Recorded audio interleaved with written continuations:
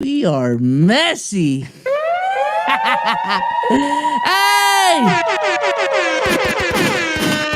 Ladies and gentlemen, boys and girls, welcome back to another Let's Keep It a Buck podcast from our desk. No, that's right. That feels the great. Good old days, man. I like this space right here, man. I can move around. You know, my phone on the desk. I like this right here, man. With that being said, the four amigos are not here today. Okay. Sage is grinding Dragon Ball on the stream right now, peaking at like damn near 1,000. Shout out to Sage, by the way. Damo had to handle some personal business. But with that being said, we apologize for postponing the podcast to the day after.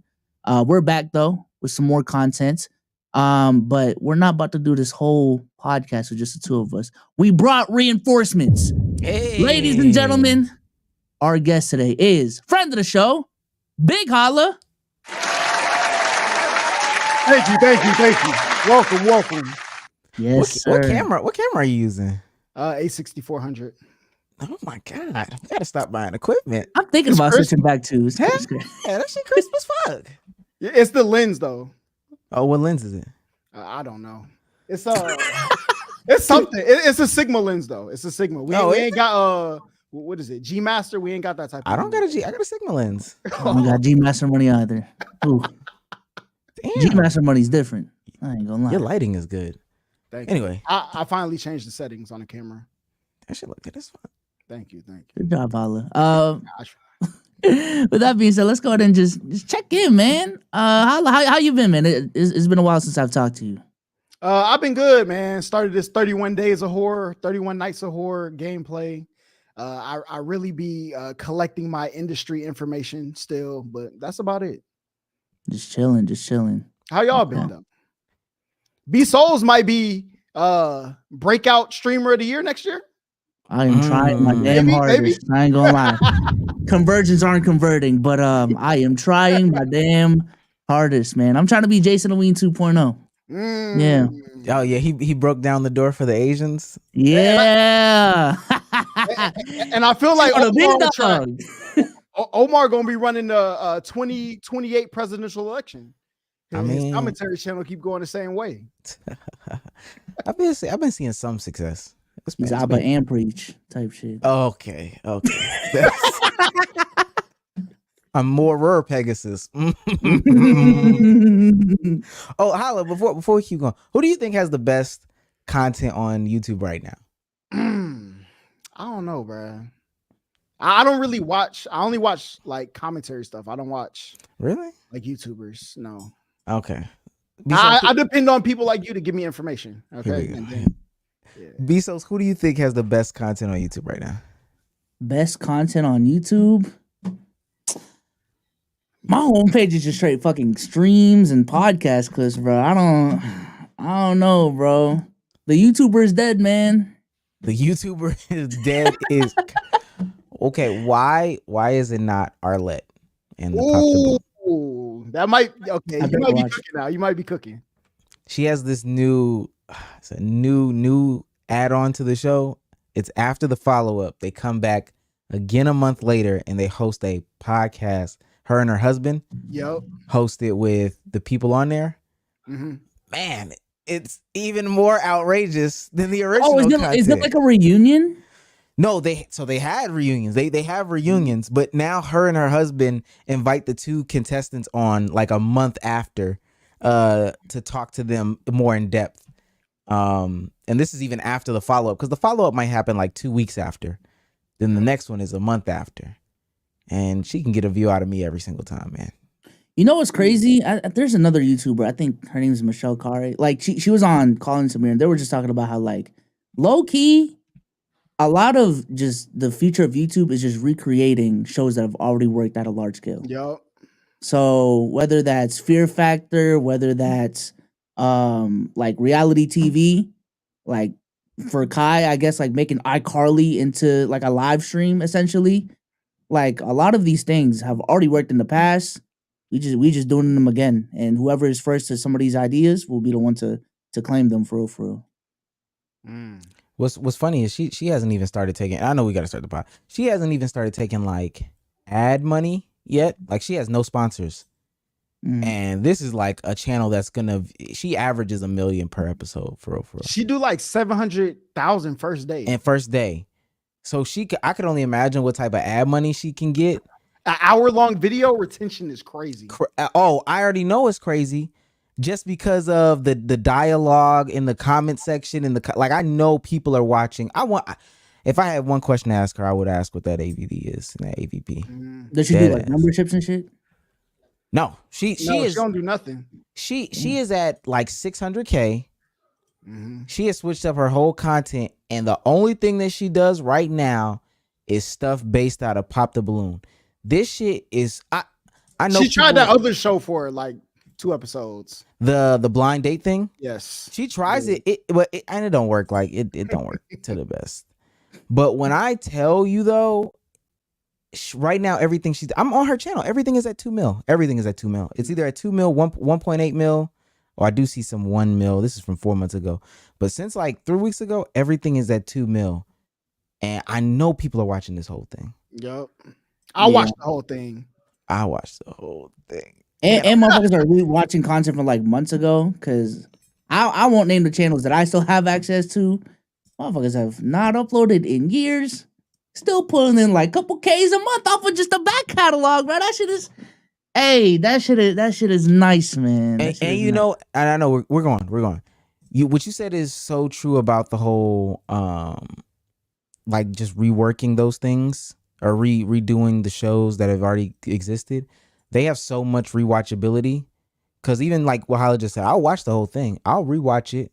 When my mom comes over, we'll watch it. When my girlfriend's friend will come over, we'll rewatch it, because I have to show people how outrageous this thing is, and it's a good family. You know what? And it's new conversation with each person. It's a new conversation with each person.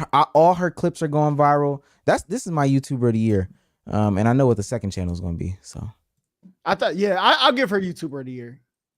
Yeah. I just haven't watched enough. But let's go ahead and get straight to the pod, man. Before we go forward, a couple housekeeping things. If you guys want to support the podcast, leave a super chat. Well, this is not a super chat. This is actually a membership. You can also become a membership. But if you want us to read your comment live on a pod, we will stop everything that we're doing at certain points to read whatever you guys donate. That's definitely our favorite way for y'all to support. Go ahead, join the Discord, become a member. Discord has been lit ever since we made the changes, man. Been very, very active. So you guys are missing out on a lot if you guys haven't joined already. And also leave us a 5-star review on audio, please and thank you. We have one from Omar's Cap Shield. 5-star review. Love y'all, all y'all content. In order, it will go Souls, Omar, Damo, and the other guy. Positive needed. Hey, wow. yo. Jesus Christ. Wow. Love. Quick question. Is Luka on pace to be a top 5 scorer of all time? Check the stats. What do they want to? I don't think so. This is, I don't even think. Well, hold on. We can see some totals real quick. Oh, maybe. Yeah, maybe. It depends on all time or whatever. But CFB Tings though with the $10. Tings in the building. Big Tings. This is a super chat right here. So if you guys want to support, go ahead and support. That's how you do it. As far as the topics we will be covering today, Daryl. We'll be talking about Daryl today, man. The breakup heard around the world. We're going to be talking about that today. Also, the GM survey came out for the 2025 season. A lot of very interesting takeaways that I just want to go over real quick with y'all today. Outside of that, how influential is AMP and Kai to our vocabulary? That'll also be a conversation today. But with that being said, let's go ahead and start off with the A and Q, actually. All right. The A and Q today is, what is your worst locker room experience? We're going to start with the guys up top here. This is inspired by news in the NFL that apparently when reporters are in there, they be cock watching, so they have to kick them out. So any scenario, y'all were in a locker room, and what's the worst locker room experience y'all had? I don't think I had no crazy locker room experience though, but They one time they did lock us in the locker room and then let off like 3 of them stink bombs. That was the worst day of my. I think like 3-4 people like threw up. But other than that, it's really nothing, bro. I seen bad things happen to other people though. Yeah, I've definitely seen some, like, you know, that Anthony Davis clip where he's on the ground and they're like fingering. Yeah, that's happened. And then for my high school, it's so stereotypical. That whole throwing people in the trash can shit, that was real. And me and my collective of people were like 4'1" freshmen, if that. The only reason why I got saved, and it was only partially saved, is because my brother. Like, they knew my brother. Not that they necessarily respected my brother, but just the fact that they knew him. And I knew them prior to, so it was kind of like, But yeah, that's probably my worst experience right there. I never got my cock watched. There was this one big dude in my class. He used to spam axe spray at the end of gym. He thought he was really killing the game with it.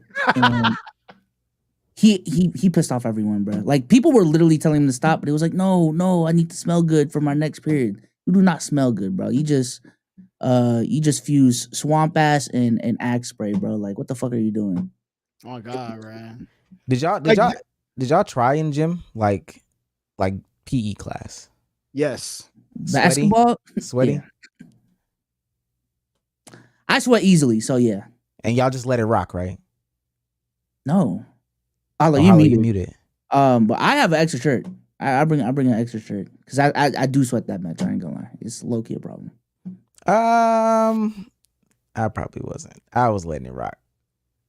Really? No towel, no nothing. You just. I mean, I would try to cool off. I would try to like stop sweating, but afterwards, just take the t-shirt off because I'm wearing a wife beater. Take the wife beater off and then just go about my day with the other shirt on, my school shirt. Did you get the? Did people say anything or you just? No. I think you only stinky sweat when you're outside or you haven't bathed in a long time. But just like generic air conditioned gym sweat, yeah, I don't know if that's really stinky like that. Yeah, and these are like prepubescent bodies. We ain't have all this hair and all of that stuff, right? Yeah. So the sweat wasn't that bad. And collectively, there's I mean, this is like teenage boys. There's already a general must in the air, right? If you take it up a half a notch, it's not really gonna set it off. Now, if you do this 2-3 days and take it up 2-3 notches, that's where it's like, Jesus Christ. Now the nasty ones is the ones who did weight training in first period. Those are the nasty ones. Them rooms wasn't air conditioned though. Yes, not at all. They hella weren't air conditioned. Okay. All right, let's go ahead and go with hot take or hot ass. Holla, if you're not familiar with the segment, this is the segment of the podcast where we just take a take from the internet and we comment on if it's a good take or not. Okay. Hot take or hot ass. Starting with, from friend of the show, I think, Kai Sinat. I'm going to just play the clip instead of reading the tweet. AMP is the most diverse group on the internet. I'm not talking about diverse in between individuals. I'm talking about diverse in between platform. We do YouTube. We stream. We got a YouTube channel that's closing in on 10 million views. Subs, I meant. The videos that AMP record, AMP is a whole different circle. Like, oh my God, I don't know how, like, how do I explain it? There's no other group that, like, really has successfully done YouTube and taken over, like, fully take over. Like, I'm talking about, like, oh my God, I don't want to say this the wrong way because RDC is pretty good. Sidemen, no. Sidemen don't stream, though. Okay, look, here's what I'm trying to say. Sidemen got YouTube on lock. Okay, look, you're missing out. FaZe got streaming on lock. They don't got YouTube on lock and streaming on lock. You understand what I mean? So this conversation is definitely interesting because it seems like yesterday when like it wasn't even a conversation who was a bigger stream group between AMP and Sidemen. But now with everything going on, I genuinely do believe this is a this is a real conversation to be had. I guess I should start off right there. Is AMP right now, at least in our relevant circle, because that was a contention last time, in our relevant circle, is that the biggest content group in the world? Are we going biggest, or he said most diverse though?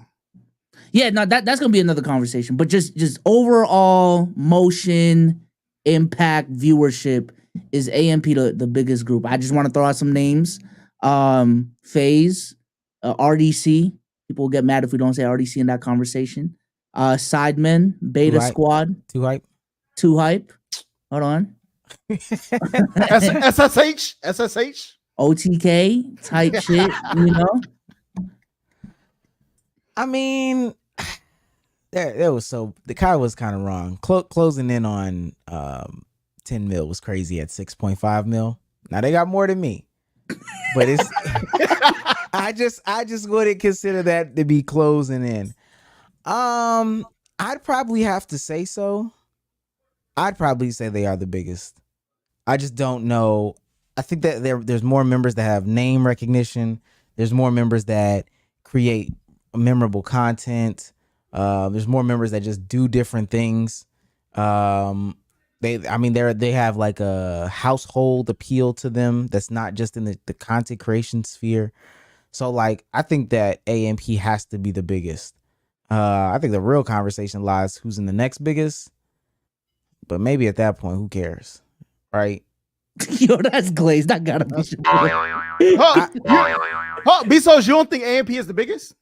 No, I think it is, but to just say, hey, the real conversation is at 2, because 1 is not a conversation. That's a little glaze. That's a little glaze. He low key spitting though. I think so.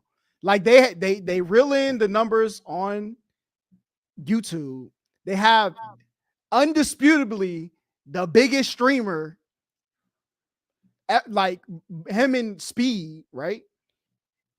But AMP got Kai. Yeah. You have Davis and Duke breaking into like the fashion music. Well, Davis with music, but both of them like they have to be the biggest, bro.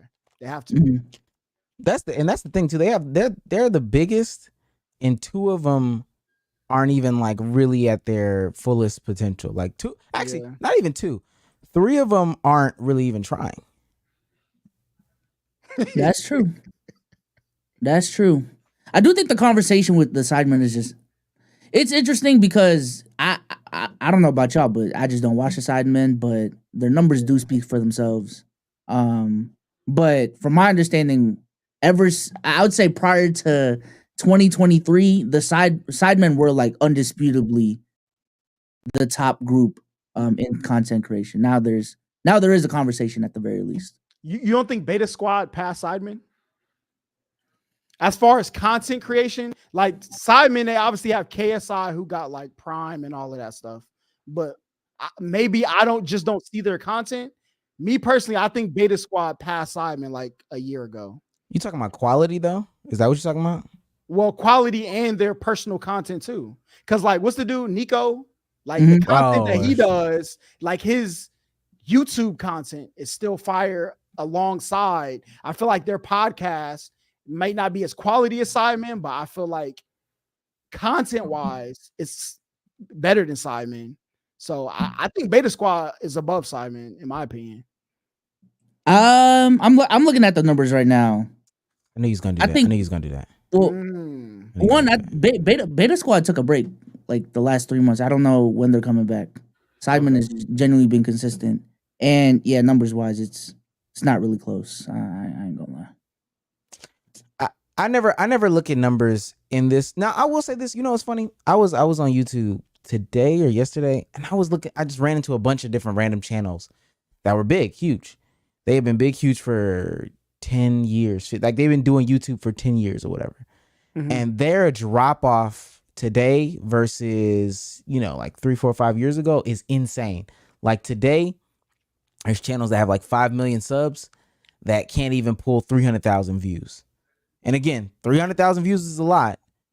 Relatively speaking, for a channel with 5 million subs, I don't know. I don't know. And mind you, 300,000 will be like oh yeah, we really did it type video. Their normal now is like in the hundreds or whatever.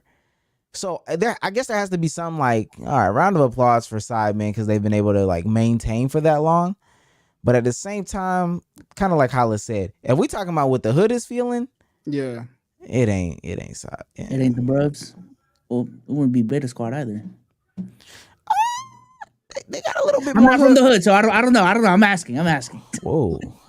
I feel like the Beta Squad as a whole perform like if you just take KSI, he does a lot of the heavy lifting for Sidemen. But Beta Squad, I just see more of their content floating. Maybe they don't have the numbers to support it on YouTube, but from what I see in the atmosphere, I think Beta Squad got more motion. I feel in short form content. We'll put it that way. I feel it. All right, I'm gonna bring up. Is it Tyone or Tion? My bad. I don't. Tion in the building. Tion. Big Tion in the building. Hey. No vocals. You're muted. Tion You're muted. muted. It was a struggle, man. I'm here though. The man had me in the shackles. I should have been here an hour ago. Hey. The man had me in the shackles, but hey, man, happy to be here. What's going on, fellas? Omar, I'm not gonna lie, I got a bone to pick with you. Oh my God! Off the bat, entering the chat. I'm not gonna lie. Let's do it right now. Go ahead. What's the Hey, man. bone to pick? Jesus Christ! The Wiz Khalifa take you made. I'm gonna be completely honest, my brother. You were very out of line and out of pocket for that. Can y'all recap what it is? The take for the people, because they might not know. And correct me if I quote this incorrectly.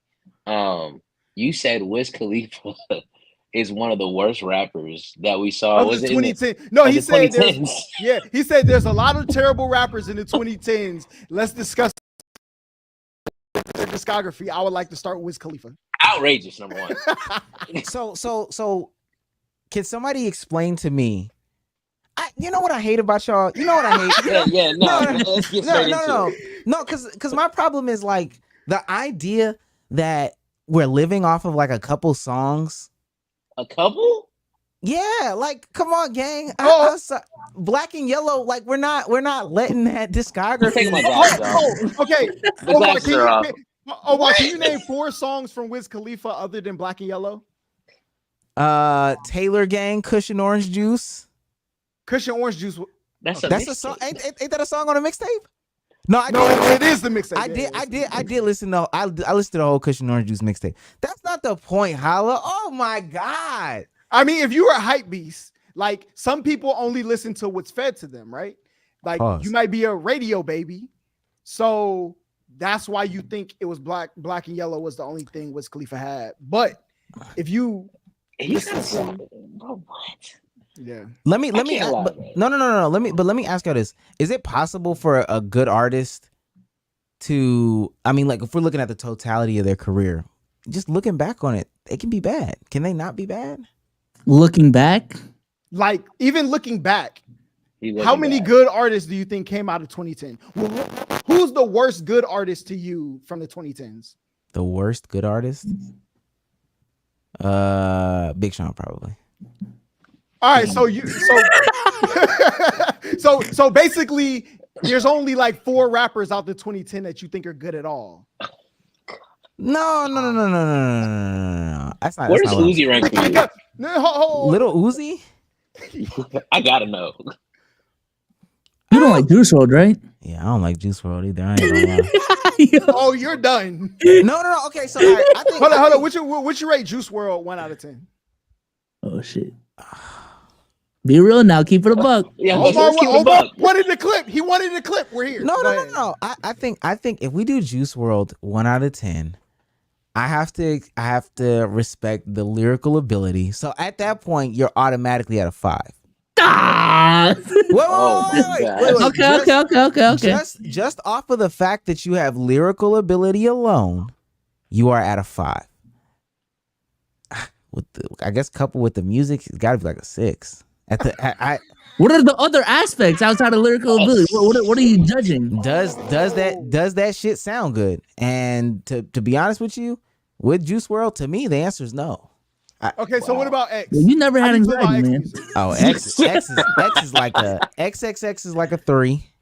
Ooh, Oh my god. X is a 3. Uzi is higher than both of them, and this is I relative can to see their. that. This is relative to their scale. So like Uzi's like an 8 or whatever the case may be. Like it's cool. I don't like. I'm just not really into angsty rap, man. but this is my thing though. I feel like artists make music for the time that they're at.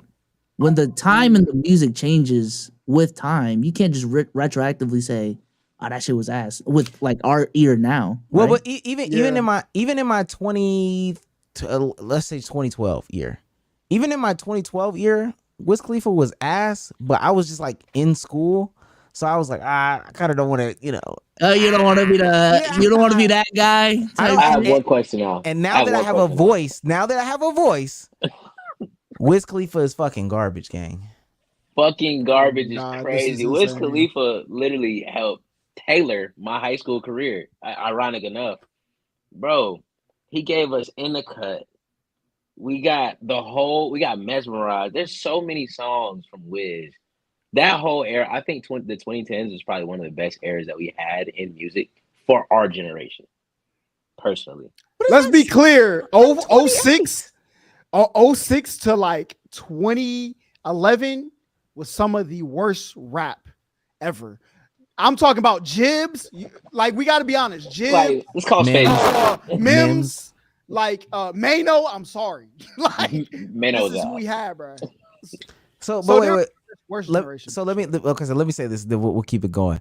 My problem is at some point though. I understand B Soul's concept, like, but also my brain could not be as developed, so I was just taking what was there. And I don't think that I'm like not afraid to admit that. I can go back and listen to Kanye West, and it still sound good. I can't cut. In the cut, rolling doobies up, wake up. Like when you cut that on right now, if you cut that on right now, you're gonna think to yourself, man, this is like some of the worst music I've ever heard in my life. I guarantee you, if we threw a party tomorrow and I played that song in the middle of the party, everybody's gonna go crazy. But see, Omar don't be around people who party though, so that doesn't mean anything to him. I'm just saying, like, for that time, bro, like, I guess it might be the nostalgia for me. Maybe you can call it that. But Wiz Khalifa at that time had the game in a chokehold. Bro, we went to high school. We saw niggas with blonde patches in their hair, the camo shorts. It doesn't matter. Like, come on, bro. It doesn't matter. Like, bro, That doesn't there was matter. influence. There was influence in the music. It speaks for itself. That doesn't matter. That doesn't matter to me. That doesn't matter. To you? To you? No, Okay. because what you just said doesn't mean anything. Like that doesn't mean the music was good. Just because niggas have blonde hair. Okay, cool. You had a blonde patch. All right, Dennis Schroeder. So like, let me ask you this. Let me ask you this. that. Are niggas gonna support that shit? If it wasn't good to the masses at the time, would people have been doing that? So let's take an artist that was ass at that time. Who was ass aside from who? Young quote, Thug. unquote, was At that Khalifa? time, Young Thug. At that time, Young Thug. I have nothing else to say on this part. I have no other words. Hold up. What years was Young Thug ass? When he was with Rich Homie? Probably right before that.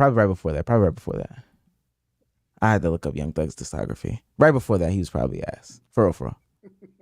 B-Souls, keep going, B-Souls. Yeah.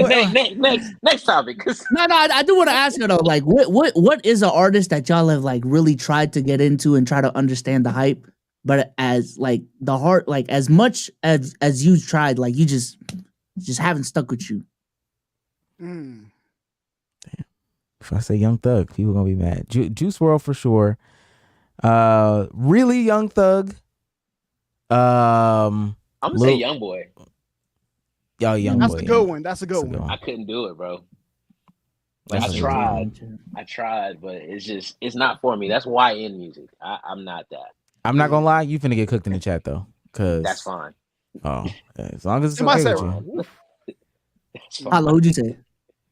I would say NBA YoungBoy too.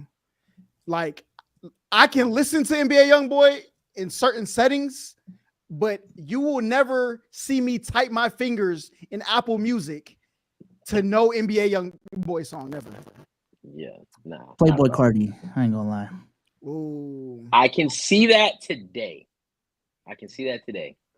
I'm starting to see the appeal, but for the longest, I'm like, all right, let me see what the hype is about, and I'm like, it's not hitting, man. Dalit Cardi was one of them ones. I will give him credit on that. When did you get introduced to Playboy Cardi? Because I think that also matters. 2017, 18. Oh, so you call like prime too. That was Dalit, wasn't it? Yeah. It wasn't recent that I just found out about Cardi. It wasn't. No, I thought you would like Dalit. Nah. Yeah, that was Playboy Cardi's prime. Honestly, this shit he's doing now, I can't really. Well, even when Dalit came out, like there were a couple songs where I'm like, okay, this shit cool. Like it's gonna make the playlist. But to the point where like everyone's calling, this is a modern day classic. Like, this is artistry right here. I did not see that. Did not see that. Like, okay. She want to be Cardi type shit. DDG. Okay, I'm done. Hey, DDG make decent music. He got two songs that's actually decent. I can't lie. Yeah, that's what I mean. Oh my god. Okay, keep going. We'll get into his music. We'll get into it. Cause no, all right, man. we do have a couple more hot takes or hot ass. This next one is actually something we talked about post pod, so I'm gonna bring it to the main pod. This is a picture on Twitter. Me plus my man and his friend's plates. Okay, dinner plates, looking all nice and shit. Was his lamb chops, mashed potatoes, asparagus? So we might actually, but I don't know the context of like when the friend came over. But the conversation the timeline has been having is, your friend comes over, are you cooking them a plate like this?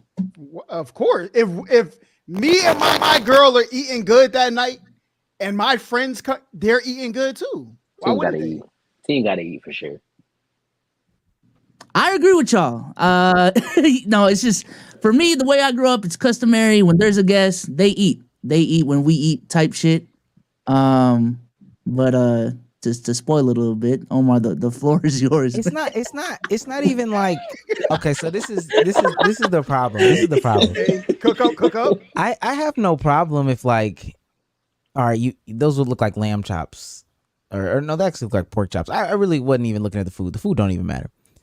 If you cook the meal and there's an abundance of food, like if I end up making mashed potatoes and there's mashed potatoes to feed an army, you can eat. That's perfectly fine. My girl can't fix your plate. If she fixes your plate, y'all have to be fucking. That's the only answer.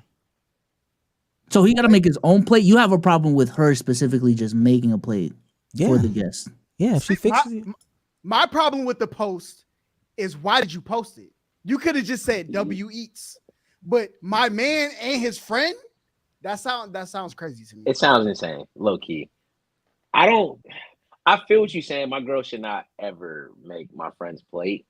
You know, I feel like that's an intimate thing. That's like growing up in my house, my mom made my dad's plate and she would make the kids' plate. But like when his friends and shit came over, it's food in the kitchen. Y'all can have at it. She ain't finna make nobody. She's not making another grown man's plate. I'm sorry.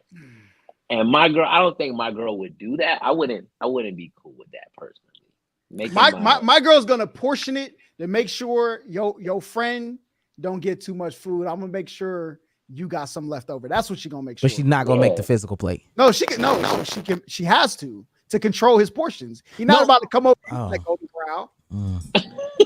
I mean, let me ask y'all this: is y'all answers predicated on the fact that the friend assuming is a man? Like if it's a woman friend or if, like anyone else? Oh, if it's a woman friend, that's a good question.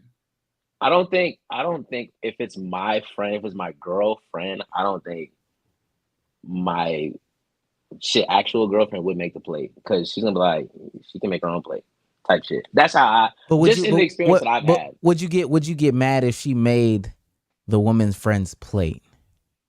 I wouldn't necessarily get mad. I'd just be like, you've never done that before. Interesting. Yeah, Bezos, I'm gonna be actually like visibly upset if she makes my male friends plate. For a woman friend, I'm probably like, She's trying to be nice.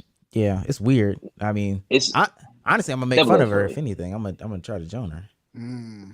Yeah. So Are you Is that not fucking my insecurity? homeboy? Are you fucking my homeboy? so he's what's gonna up? make that nigga's plate. You gonna Yeah, just that's make what that I'm nigga plate. saying. I just feel like that's weird, gang. I didn't grow up in a plate making household. My mom just cooked like a bowl of something and get whatever portion you want. It's up to you. If it's out type shit. So the only time we do that is Thanksgiving. But I agree. all right, let's go ahead and keep it pushing.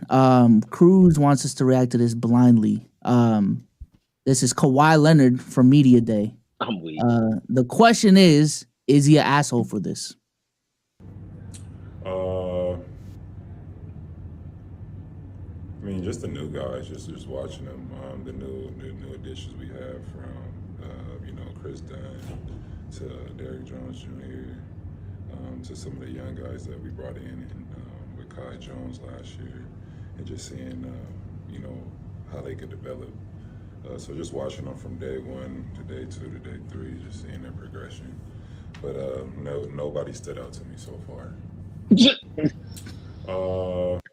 So essentially, for those who couldn't hear it clearly, Kawhi Leonard was asked who stood out during the Clippers training camp, and Kawhi Leonard said, "No one."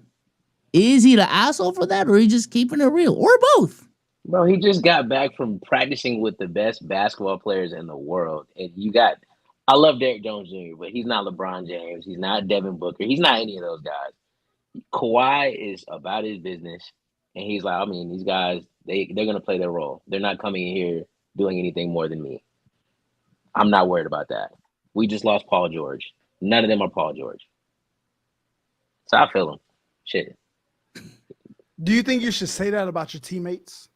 That's him. Publicly? That's him. Like, if y'all been following Kawhi for his entire career, that is a Kawhi answer. That's a fact, though. That could be fine. You can still say he's wrong, though. Yeah, and for somebody with no knees, like he is talking crazy stuff. Like that, for somebody who come playoff time is not gonna be around. You didn't impress me when you play. I like Kawhi. I do. I shouldn't even be doing all this. But when you play 75 games, Kawhi, and when you play till we actually get eliminated from the playoffs, How about you that's stand when out, buddy? yeah, Right? that's when you'll stand out to me. That's when you'll stand out. I don't know. Golly. I don't know. I feel like that's L teammate activity though. I ain't gonna lie. Should have my back, man. We in public with it. Damn. Kawhi don't know them niggas for real. He's nobody's impressed me. It'll probably be down the line. He'll probably be like, okay. Also, nice. is he looking to get impressed in like training camp though? Like what's I mean, going on? you want to be hopeful about your teammates, no? You're supposed to lie. All right, now what you saying that he definitely is supposed to lie? No, because that's bad. Yeah, I think you can say that we're getting some work in. I'm watching without saying nobody impressed you. There's a way to say it. Literally, that last sentence, everything he said, if you just cut that last sentence off, it's like, oh, okay, it's pretty good. I'm just thinking about it for NBA players with all these like PR questions, everyone trying to bait you. Literally, what is the point of telling the actual truth? Just give them what like the answer that you're supposed to give them that'll get you off the hook, get you off trouble, and keep it fucking pushing, bro. Like I don't think he cares enough about the public opinion. Yeah. He's gonna say what he means and what he feels, and that's gonna be it. Like that's what it is. So I mean, I respect it. That just means his teammates better show him something when the season comes. Because I mean, shit, they gonna get to the playoffs. We know that, and we know. Are they? Absolutely. What? How they not? Absolutely. Okay. Absolutely. I'm high on the Clippers. I feel it. But Well, technically, every team is going to get to the playoffs. Are they going to make it? No, but everybody has to progress through the season. They're gonna make the playoffs. They're gonna make the playoffs. All right. They're gonna make the playoffs. Okay. All right. I'll take a bet on that one. What's up? We can wager this right now. Let me look at the teams. We'll keep it going, and then we'll come back to the bet. All right, let's go ahead and keep it pushing. Some very big, a very big essay. Is this an essay? No, article. A very big article I was from the about to say, NBA. what Hispanic? My bad. Oh my God, Jesus. I didn't know Peace Souls got down like that. I didn't know she was saying either. I ain't gonna God lie. damn.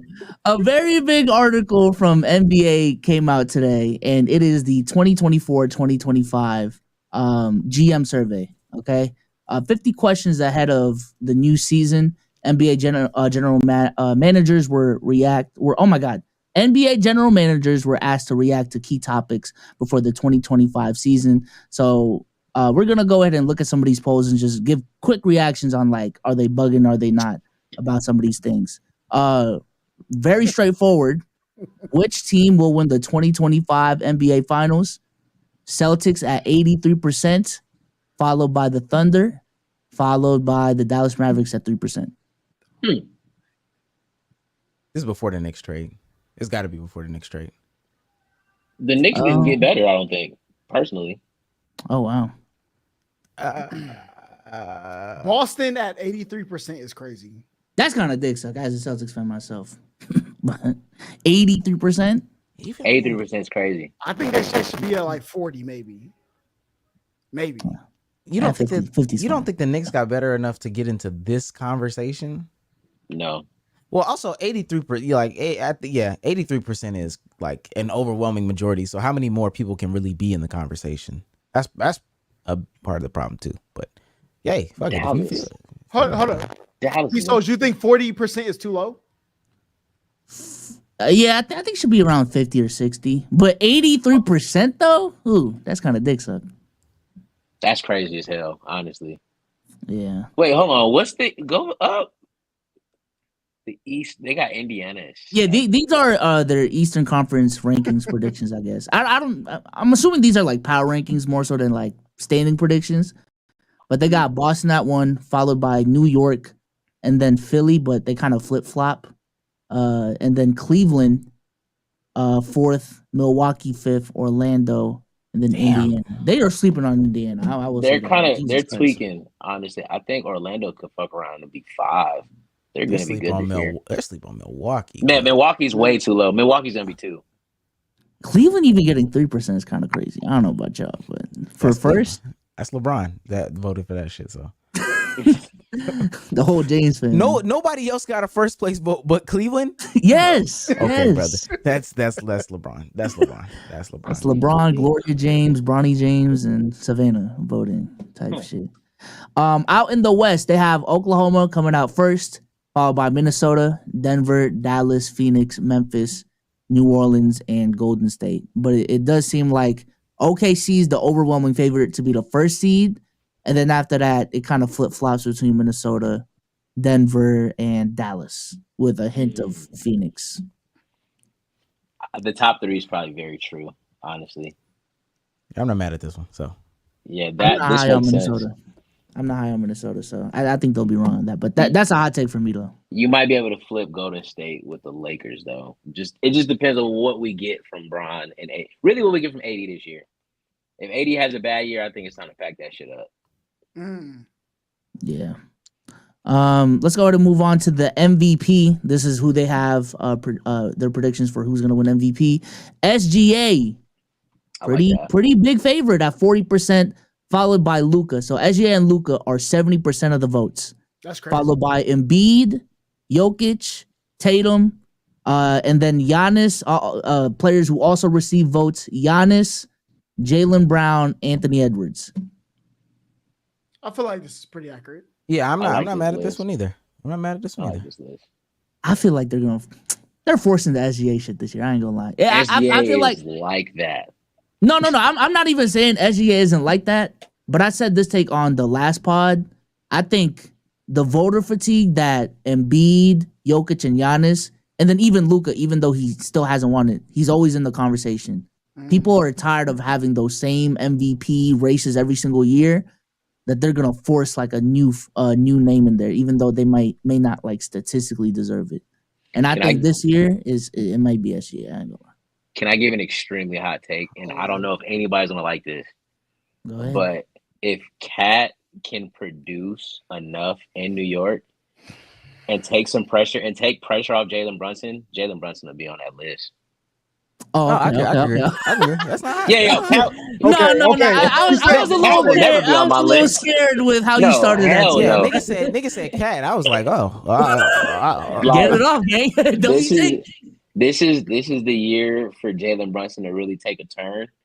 Like this conversation with him is gonna develop even more because last year he showed a lot, but he's got a good supporting cast and it's gonna take a lot of pressure off of him. And if he can just get busy and just have those threats to kick out to, he could have a hell of a year. You know who not gonna be on there? Jimmy Butler. All right. Okay. He's not. Next ball. What? Oh no, contract year. Oh, hold up. We have a Boston and a Heat fan in here. Hold on. Yeah. What you mean? What's the comp now? What's the comp? There is no comp. Come on, bro. We passed that, man. We passed that, man. New York is the new focus. Yeah, we focus on New York, man. Talking about these 8 seed. Wait till the playoff comes. Hey, Done with that, man. That Playing demons. That's That's fine, man. Playing demons, man. Yeah. We done with them. Got talking about bounced the 2 years 90s. ago, right? You talking about the 90s at this point? Yeah, I'm saying, bro. I don't think your boy Jason Tatum's gonna have a good year either. That nigga might bitch up this year. Hold up. I think fine. You don't think Victor could end up in the MVP conversation? Hell no. Not this year. Winning. Chris, not going enough. Not this year. Oh yeah. You got to win. They're not gonna win shit. And I fuck with the Spurs, but they're not gonna win shit this year. They're like 2 years out. Well, it says if you were starting a franchise. Yeah, this is the next one right here. If you were starting a franchise today and could sign any player in the NBA, who would it be?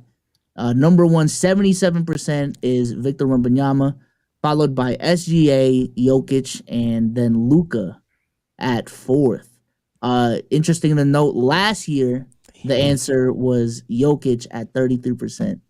Luka at 4 is hella.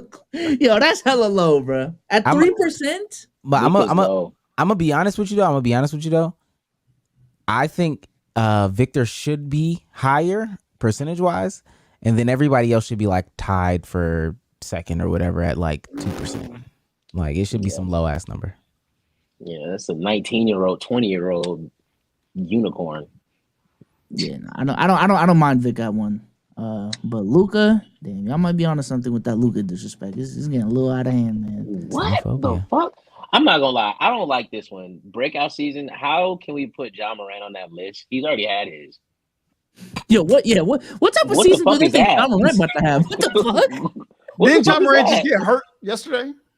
Yeah. He did just get hurt, and he also already won Most Improved Player specifically. Like, yeah, wait, like, did he? There's he won a few years ago. Are we gonna see Derrick Rose V2 with Ja Morant? Let's not put that in the air. I want y'all to have a good year. I do too. I'm just asking questions, you know. Ooh, Brandon Miller on that list. Unlucky freak play. Okay. J Dub. What type of season do you think J Dub gonna have though? How is Chet not on there if J Dub's on here? But Paolo should have been number 1 though. The ball collided with Morant's foot, causing his ankle to roll underneath him. The ball. I'm not even trying to be funny. That is a freak play. I didn't think it was a freak play because it's basketball. But hearing it now, a ball collided in his foot as he was getting into transition defense. Wow. How hard did that ball hit his ankle? B-Souls, there's so many. He must have stepped on the ball. Yeah, I think he stepped on it and like his ankle touched the ground. Like, okay. I'm thinking a ball went to the side of his ankle and it rolled his shit because it was so. Yeah, no, they did have the clip. I'm not watching that clip. It is a crazy clip. Is his ankle just weak as fuck? Or was that ball thrown hella hard? That's B-Souls laughing at an injury chat. Oh my god, bro! He just laughed too. This is crazy. Go ahead. Go ahead. How did they vote SGA above Luka earlier, but then best point guard is going to be Luka Doncic. Yeah, Because no, he's gonna have they a triple double. That's they why. did this weird because there's overlap. Like if we just want to look at the shooting guard list, SGA is also on that list, and Luka is also in the shooting guard list, and then Luka is also in the small forward list. Jason Tatum's in the small forward and power forward list. KD's in small forward. Like, I think that matters in terms of like how this voting shaked out, but Luka is the best point guard in the league according to general managers. But not the MVP front runner That's what I'm saying. versus the guy in his same position. Not that guy. So okay, I see where they're getting. I see what they're getting at here. Like Luka's impact will get them so far. Like I don't know. Tion, He's you got too making much help. excuses. You making excuses. It's not an for it. excuse. It's not an excuse. No, cause Like- no. Listen, let me tell you something though. It's an excuse. It's not an excuse. I'm glad they did it like this and didn't give them the option to pick. They let people write stuff in, and the fact that they let them write it in proves that they don't know what they're doing with their job. Half of these niggas should be fired. Stepping that high is crazy. Whoa, relax. Also, another note: Steph Curry last year 63% after one season, all the way down to third at 23. Steph being, who else? Who other point guards we got? There's a lot of them. There's a lot. Ooh, Jalen Brunson That's should be a low higher. one. Next, I thought Jalen Brunson was lucky too. On the shooting guard list, I have Anthony Edwards at 33%, followed by D Book, SGA, Steph Curry, and Luka. Luka's in 3 positions. Okay, Yes, keep going. yes. And to note, though, D Book last season 63%. Mm. Yeah, you got to change that. What are they talking about? Oh my gosh. Okay. John Morant is not gonna like this propaganda. Jason Tatum, best small forward in the league, back-to-back seasons. You know what I'm saying? Same percentage too. Okay, that's clear. Same percentage. Giannis overwhelmingly best power forward in the league, followed by KD, and then they just went straight to others type shit. That's crazy. Anthony Davis didn't get not one over Kevin Durant. They probably wait. No, I'm looking at the center list. All right, so Center best list center in is the NBA, Jokic, Embiid, it goes straight to Vic. AD is not in the conversation for best power forward or best center. That's kind of crazy. It's not crazy at all. That's nah. Putting Vic over AD this soon, nah. I can't go with that. I can't. Tion, go you with telling that. me AD couldn't get one vote? Like just one vote somewhere. He's in there. He's in there, and he's in the second one, in the power forward one. He's right there. Also receiving. Oh, that don't count. No, that's not He what I got meant. votes. That's not. No. all right. He got some votes. He couldn't get enough votes in order for him to get percentages. Is AD better than Giannis? No, but good enough for like there to be leeway for 5% at least. Like Is AD better than KD? Probably Yeah. the same. Yeah. Yeah. I'd say so. I would even if you don't necessarily believe that, I would expect that to be like more of a 50-50 conversation than people just saying, "Oh, it's Giannis by a country mile," and then Kevin Durant. Hold on. What's the 50-50 between who? AD and Kevin Durant? KD. and Kevin Durant. You mean street clothes? Okay. Okay. KD and Ninja too. What are we talking about? He do Well, I get don't know, hurt, I don't but know. not like Well, yeah, I'm about to say AD not is like. hurt year round, bro. I know that's not what they were. Yeah, that's dick suck. That's dick suck on that's dick suck. Yeah, no. Made the All right. best offseason moves. He couldn't Yeah, get let's- 5. All right, never mind. I'm sorry. No, it's cool. All right. Off-season moves. They said the Oklahoma City Thunder had the best off-season, followed by the Sixers and then the Knicks. Knicks got the credit. Now, hold on. You think it should be a country mile? Well, no. I'm saying this has to be before the cat trade. This is before the trade for sure. Yeah. Oh no! Wait. Which right underneath it, which one player acquisition will make the best or the biggest impact? They have Cat to New York, so Yeah, this they- is Oh, after the okay. catch. Yeah, this is after the catch. Damn, they.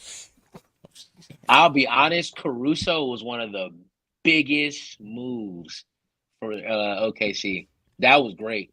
You're Tion. taking a lot of pressure. Bro, Yeah. you're taking so much pressure off SGA.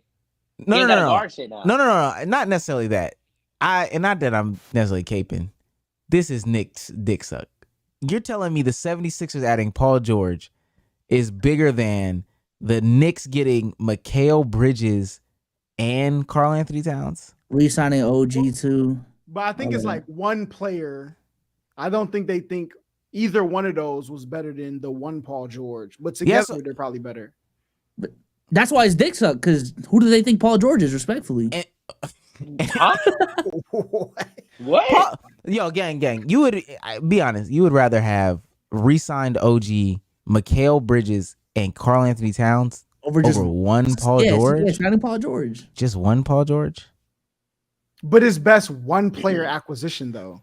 No, well, no. The one above it. Who had the best overall moves? Okay, yeah, true. That's what we're looking at. That's dick suck. That's that's nuts. Who else? OKC. They got Hartenstein. They got Hartenstein. They got Caruso. They're big. You take a check and play the 4. And they got rid of Giddey. Boom. That's three. That's 3 moves right there. They got rid of R Diddy. They got rid of R Diddy. And then they got those 2 players. I think that's dick suck because Paul George. They actually lost a lot of roster depth too. Like that's me, right? That's nah. Paul George is crazy. I don't think that was one person. They kind of on Philly's dick, but they also said Dame was the best. I don't understand why Dante DiVincenzo to Minnesota isn't on there. That's what they needed. And Julius Randle? Yeah, I think they won that trade. This nigga's trolling. Oh wow. No, elaborate. Go ahead. You got they didn't have that shooter. They got a shooter now. And then Julius Randle's got that grit that they needed. Honestly, you add that and Naz Reid, their end of game lineup is gonna be lovely. You're gonna put Naz Reid, Julius Randle, because Rudy Gobert is gonna bitch up at some point. He can't be on the floor in certain games. So you're gonna put Naz Reid, Julius Randle, Nickeil Alexander-Walker, shit. If you want to get creative, you could put Dante at the 2 and put AE at the 1. Put the clipboard down, coach. Put the clipboard down. See, you be getting cooked on Prize Picks, don't you? Not too much. I'm telling y'all, that's what they needed. Yeah. I see why you didn't make it to the Western Conference Finals. Hey, I'm just saying, it was one piece. I thought it was Randall. It's not Randall, gang. No, it's a combination of them that makes up the One Piece type shit. Oh, you know it's crazy. It's gonna be so many receipts if we are wrong. And I don't even like doing all this. If we end up being wrong, it's gonna be so many receipts. It's gonna be a lot. All y'all in the comments put the fries in the bag. Yeah, I screenshotted it. It's gonna be a lot of receipts this offseason. All right. Which team will be most improved? The Memphis Grizzlies, 67%, followed by the Spurs and the Sixers. Yeah, the Spurs aren't going to be that much better. And then outside of that, Rookie of the Year, Reed Shepherd, 50% of the votes, followed by Zach Edey, Stephon Castle, and the number 1 overall pick, nowhere to be found. That little white boy good though. So who the fuck was the number 1 pick? Damn, the Atlanta gang. I want y'all to know Tion. What is the nigga's name, bro? Tion actively lives in Atlanta, and the number 1 pick was Zachary Ricochet. Oh my goodness! I ain't heard that nigga name one time in the summer. I didn't hear nothing good. Did he do anything in the summer league? No, but that's not the point. That's not the point. I'm just saying, you playing against the lower tier niggas in the summer league, you couldn't perform. Keep going, please. All right, and then which rookie will be the best player in 5 years? They are really high on Reed, followed by Stephon Castle, Zachary Ricochet. There you go. He's just a late bloomer. Get the fuck out of here. That nigga is okay. Bub Carrington and Alex Sarr. Y'all know who Anthony Bennett is? Okay, all right. Yo, he itched the back of his neck when he said. I want y'all to know the Hawks are playing the Pacers right now, and he has 18 points in 22 minutes. Look at him, put it on that case. That's fine. Yeah. That's fine. No. And who they playing? They're playing the Pacers. They're playing the Pacers. Exactly. No defense type shit. Oh my god. I'm gonna have to defend the Hawks this whole season, aren't I? Wait, you're an actual Hawks fan? Can we keep going? He'll Are keep you going. are you claiming them this season though?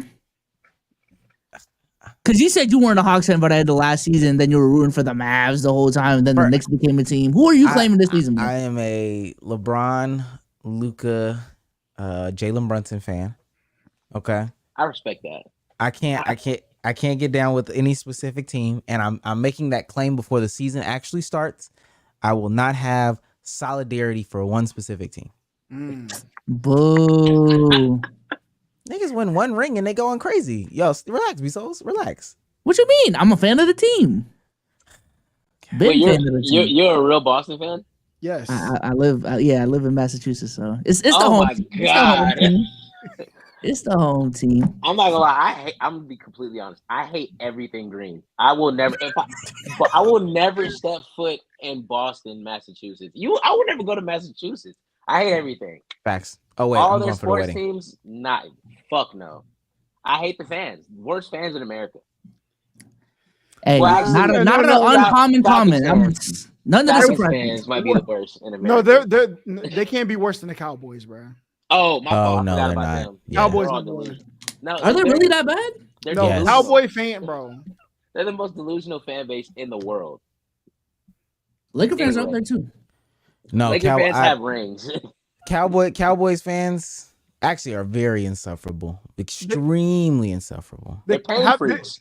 The Cowboys haven't won a Super Bowl since any of us were alive, have they? Have they been since we've been alive? What was No. the last one? Like 86 or something like that? Oh, that was one in the 90s. It was in the 90s. It was one in the Oh, 90s. okay. But it was like, I think it was like early 90s though, if I'm not mistaken. Yeah. No, 90. Oh no, 96. 96. They won one in 96. Okay, 96. I knew it was something 6. Cool. So not when B Souls was alive, but for the rest of us, unks. Damn, 96 for real. All right, Keep let's going. keep it pushing. My bad. Best defensive player, Vic by 40%, Bam 10%, Rudy 10%, Drew 10%. They got Giannis- Anthony Davis. Just fuck Anthony Jimmy Butler, Davis is huh? in here. Where the fuck no. is Jimmy? No Jimmy Butler. Giannis was 40% last season, barely in the convo after a year. Right. Jimmy Butler is mid, bro. Just give it up. Children. Okay. Keep going. Just we don't care about this. Now there's a couple more. These a lot of these are filler questions now. Most fun team to watch: Indiana Pacers, 37%. Who the Thunder, fuck is watching the Nuggets. Pacers? Relax. It's The 'cause Pacers are fun. It's because of the pace. It's because of the pace. I mean, they be getting up and down. I guess. I guess. don't You know. don't think the Knicks will be fun to watch? Yeah, I don't know why they aren't in this conversation. I think it's based off of last year, but this is I'm gonna be honest, and not that I'm like really caping for the Knicks. This is a lot of Knicks glaze. They're definitely sucking right now. It's all over them out. Yeah, best home court advantage. New York is tied with the Celtics, followed by OKC and then Denver. That's not too bad. OKC should be number one. That's crazy. Nah, Denver. Nigga, what? Oh, Denver last. I mean, You know, Denver, they the play altitude. basketball The on top of altitude. Yeah. Mount Everest. Oh, okay. That's fair. Yeah, like they literally have an analytical argument for having the best home court in the league. Couple more. Most promising young core: OKC 60%, Orlando 20, Houston 10, Spurs 7. I think OKC is pretty clear cut, but the rest conversation. John Orlando Morant is about gonna to be good. burn the crib down, bro. They don't Anthony have- Edwards, 45% most athletic player. John Morant, 7%. It's over. Bro. AE is athletic as a No. bitch. Oh, no, I know. They gave Job fastest with. Oh well, no, he didn't. No, win they fastest didn't. with the ball. Oh. De'Aaron Yeah. Fox, well, I mean, shit, we knew that though. Sometimes though, don't be putting that shit out there. Which player is the best leader? This is That's an Dick interesting Suck. one. That's the- Stephen Curry at 1. Jalen Brunson, there you go, at 2. Followed by LeBron, Drew Holiday. Okay, that's dick suck. That's not. Jokic and Chris Paul. How do you measure this? How do you even measure this? I think it's just a vote from what they It's the vibe, bro. Come on, these are GMs. They know what a good Vibe. leader It's is. the aura. Realistically, for real, like if you're just talking about a leader, why would the answer not just like be LeBron James? Like pretty unanimously. Clear Well, cut. sometimes he leads his team to Fair to say. another team at Okay, half. cut him off. So There's the conversation about like LeBron being a toxic teammate. I'm sure that Cut played a him off factor. too. I'm just saying that's why he's not clear. yeah, that's why it's not clear. Let's not. Okay, He might have the highest basketball IQ. That don't make you the best leader, though. I can't say that LeBron's the best leader that we've ever seen because he takes garbage and makes it look good. Oh wait, I'm talking about off the court. The nigga is off the court, the nigga's amazing. I feel like I'm related to LeBron type shit. Like this nigga makes me feel like I'm part of the family. My man is doing the two-hander schmander right now. I feel like I'm part of the family. Shit. All right, and the last one I want to go over. This is actually very interesting. What rule regarding play schedule, draft lottery, playoff format, roster construction most needs change? At number 1, 20% roster construction, apron rules, trade math too restrictive or should be indexed to a team's market. Number 2 is the schedule, fewer games and or back-to-backs. Number 3 is game flow, reduce stoppages and replay reviews or change the G League, 1 free throw rule, playoff format 1 through 16. The top seeds choose opponents. 5 is free agency before the draft. And 6, return to a 1-day draft. they tired. Yeah. They tired. Free agency before the draft would be crazy though. Expand all-star rosters to 15 players. For what? You know what Niggas I don't want to mean? play. Add third round to the draft. That's another one that was brought up. Nah. No. Expand all-star roster to 15. Remove Elam divisions. ending. I don't know what that is. Fouls on lobs should be shooting fouls. Are they not already? I wonder, what do y'all think it would be if players had a say in this? It would probably be scheduled. I ain't gonna lie. I can already see. They would Probably. cut the schedule down 100%. They'd probably play like 50-something games. Same money Yeah. though. Same money. The Same bread. playoff format, 16, let's see. Yeah, that's crazy. Let the top seeds choose the opponent is crazy. Who the fuck? Oh wants to do wait, that? or let the. I didn't see that. That's Where's that? the thing. If you read the whole playoff format, see 1 through 16, or let top seeds choose opponents. Oh, What the shit is That's that? a terrible idea. That's the worst idea up here, actually. I choose you That's as crazy. playoffs. What the fuck? Well, thank God that ain't fucking second or third. Could you imagine that though? Like, nigga, y'all want to play them niggas down there, and then you fuck around and lose? Yeah. Do they just be the first round opponents? Because if you just if I choose my whole way there, I'm gonna be in the finals every Nah, year. it'd be the first round. It'd be the first round. Still, that's terrible. Yeah, That's a- gotta pick Like the one bracket. seed can pick 2 through 8. I do think it's interesting though that number 1 for them is like apron rules and essentially the CBA being a problem for them because players are complaining about that too. So on both sides of the fence for a collective bargaining agreement, both motherfuckers are not happy. What the fuck did y'all talk about in that room? Like y'all are not happy on both sides. I don't know, bro. They both sides probably had one hard issue they wanted that they didn't get. That's probably that's got to be what it is. Plus they. I mean, sometimes you have conversations about something and you think it's good, like on paper it's good, and then when you go out there and do it, you realize like, oh, Yeah, you damn, realize all the flaws. like, oh, this is actually, I'm not gonna lie, this is nasty as fuck. Because then people find loopholes. They said the Knicks recently found a loophole in the CBA, so it's like, oh, if I can't find that same loophole, I feel like I'm being cheated. So Yeah, 75 game rule too. They probably didn't take into account the injuries and shit like that. As much as they with should've. the award thing or whatever. Yeah, But when they saw Joel Embiid get injured and then Draymond says something, they were like, nah. yeah. How'd this y'all feel ain't- about that NBA Cup? The in season. You know what's Yeah. crazy? I'm surprised that wasn't actually on that what we just read about what they would change. That means they really like it. I'm not going. I was hating at first. I'm with it. I'm with it. I didn't really I pay liked attention to it. The course It was is good trash, comp. but it was good comp. It was good hoops. Yeah. And it was great basketball to see, like, at a time where shit be slow for the NBA. Like, ain't shit going on around that November to Christmas time. Like, the Christmas games weren't even good these past few years.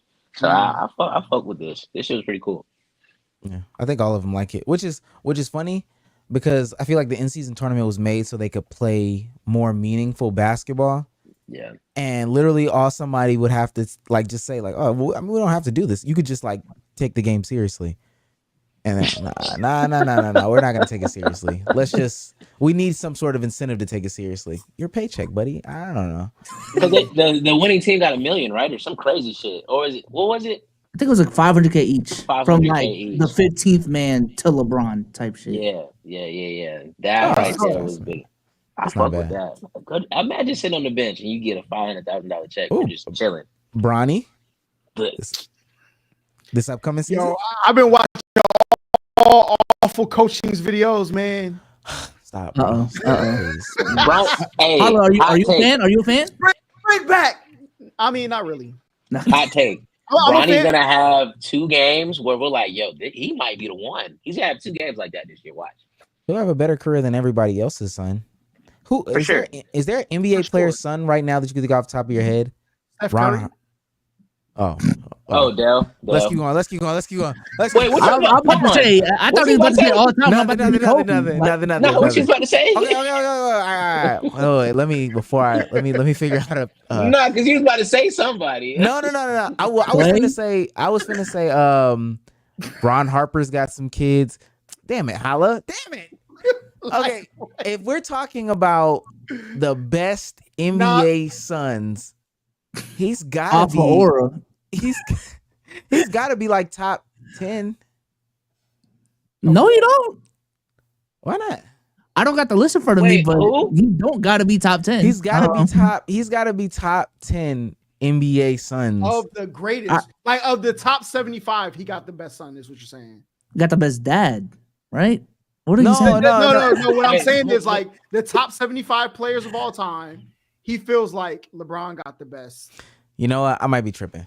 Out of all the greats, now Booker's dad played in the NBA. Oh, I'm cooked. Shit, Klay Thompson's dad played in the NBA. You thought Clay, Curry, Doc Rivers. Oh, yeah. Austin Rivers is nice. Okay, right. let's relax. GPT so better than Bronny. Y'all are wilding. Okay. What if? All right. So now I got to bring it all the way out. He is like top 30. You got it. And you know what's crazy? I'm looking at this list. I probably need to shut the hell up because I'm looking at 30 names. Jay Crowder's dad played in the NBA. Larry Nance Jr. Kobe's dad, I don't think Kobe's dad played. Did he play? Oh, Sabonis. Kobe's dad, yeah. Oh shit, Sabonis. Damn, his dad did. Darius Garland's dad played in the NBA. All right. Damn. He might not be top 30. Okay. Nah, hell no, Brian. Yeah. And let's just wait, right? He's young, right? He got time. He's got time. Let's just wait. He'll be a great role player at some point. Nah, I ain't gonna lie. It's a lot of NBA Suns, gang. I don't know if you know. I just looked it up. It's a lot of niggas. God damn. All right, let's keep it pushing. Let's go ahead and read some super chats here real quick. This is from Zayden Hodge Cigars for $2. TSO till I go, my glorious king cooked you souls. He did, but that was the point. I wasn't supposed to beat Sage in Dragon Ball. Sage in Dragon Ball? Come on, gang. All right. Focam for $2. I'm pouring him on you, GOAT. That's crazy. Hey, yo. Pouring him is crazy. And then Suba Sid, 500 for $5. Finished watching Miami versus Hornets. Khalil Ware has really good potential. 13 points, 5 rebounds, and 4 blocks while starting the second half. That's gonna be our savior down the road. I do like that pick for y'all. I love it. Is Bam going somewhere or something? No. He's gonna put Bam in the correct position. 4. He should be at the 4. Yeah, he should be at the 4. Why don't I can feel. I see it. Okay. Actually, I don't know about you. Bam needs to be better offensively. I ain't gonna lie. He's been a little bit too stagnant for me. He's shooting a 3 this year. He gonna shoot 3 this year. All right, next super chat. I got it. Yeah, next one. That's the last super chat though. All right. Let's get into the main event of the pod, man. Y'all see the title. Y'all see the thumbnail. Daryl and Hallie broke up.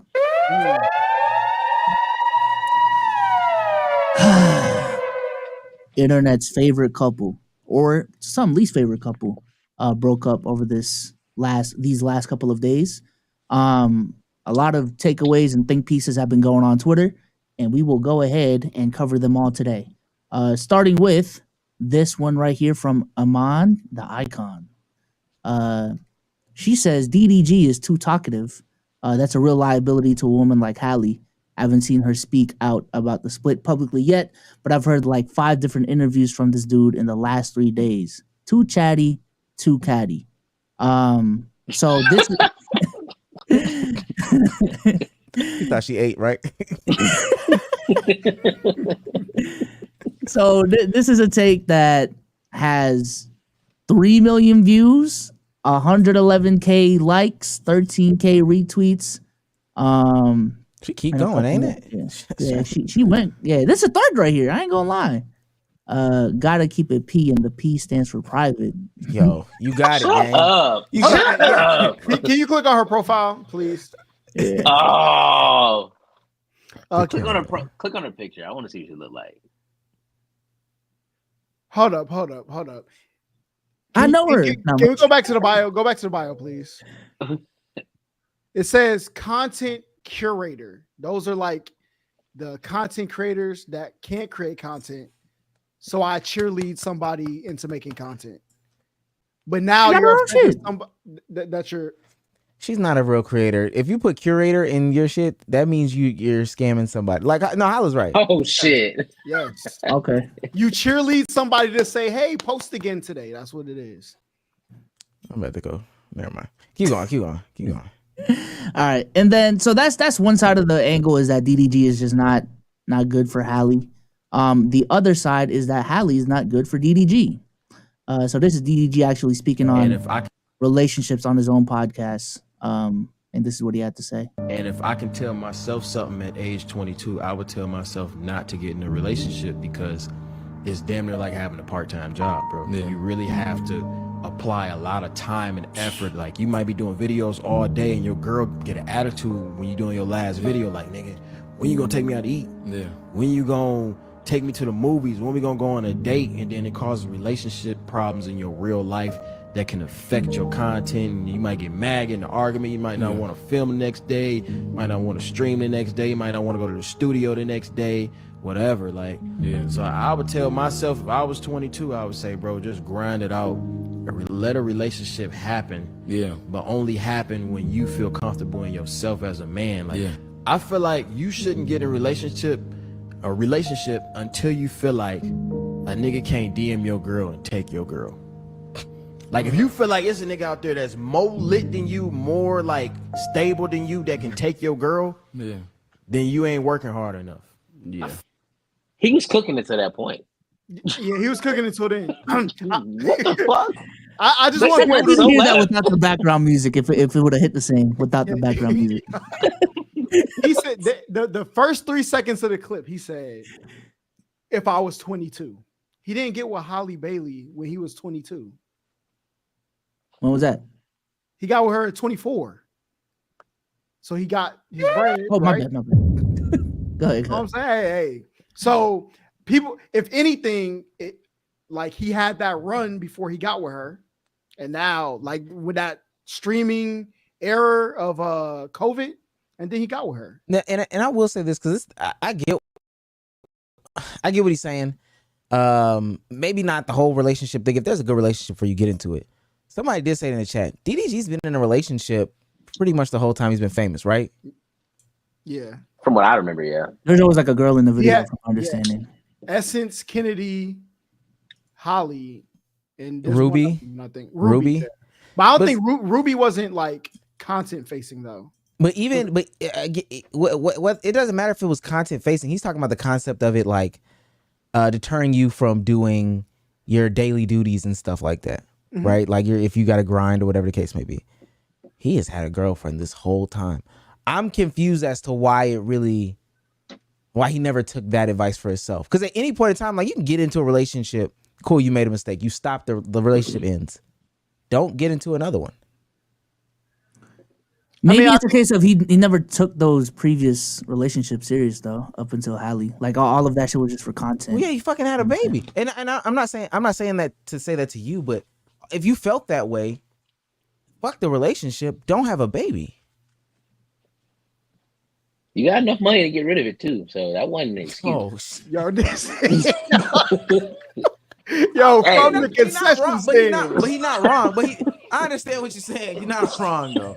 It was a hell of a way to frame it, but shit, But it's a fact.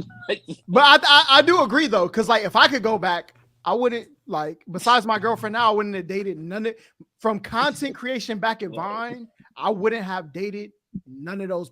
If I could go back, that would be my number one advice to myself too. Is don't date. Yeah, don't date. I feel like dating kind of helps you develop, though. I mean, personally. I do too. I agree with that too. Like, I don't know if it would have been better, but I know like my trajectory was stunted. That was the number one thing that stunted it. But Because a lot of decisions had to be a we type thing. Yeah, it had to be a negotiation between my business, which was content, and my relationship. Where some people, they respect regular jobs. Like most dudes, girls not blowing them up if they're working at Macy's. This is true. No. What he's saying is true. Yeah. What he's saying is true. There's too many times where my girlfriend has asked me to just take the pod off, just take the night off the pod or whatever the case may be. And she would never do that for another job. But that would never even be an ask from your regular job. I get what you're saying. Yeah, that's why I agree with DDG's point. Like, it is a valid point to be had. You know what I'm saying?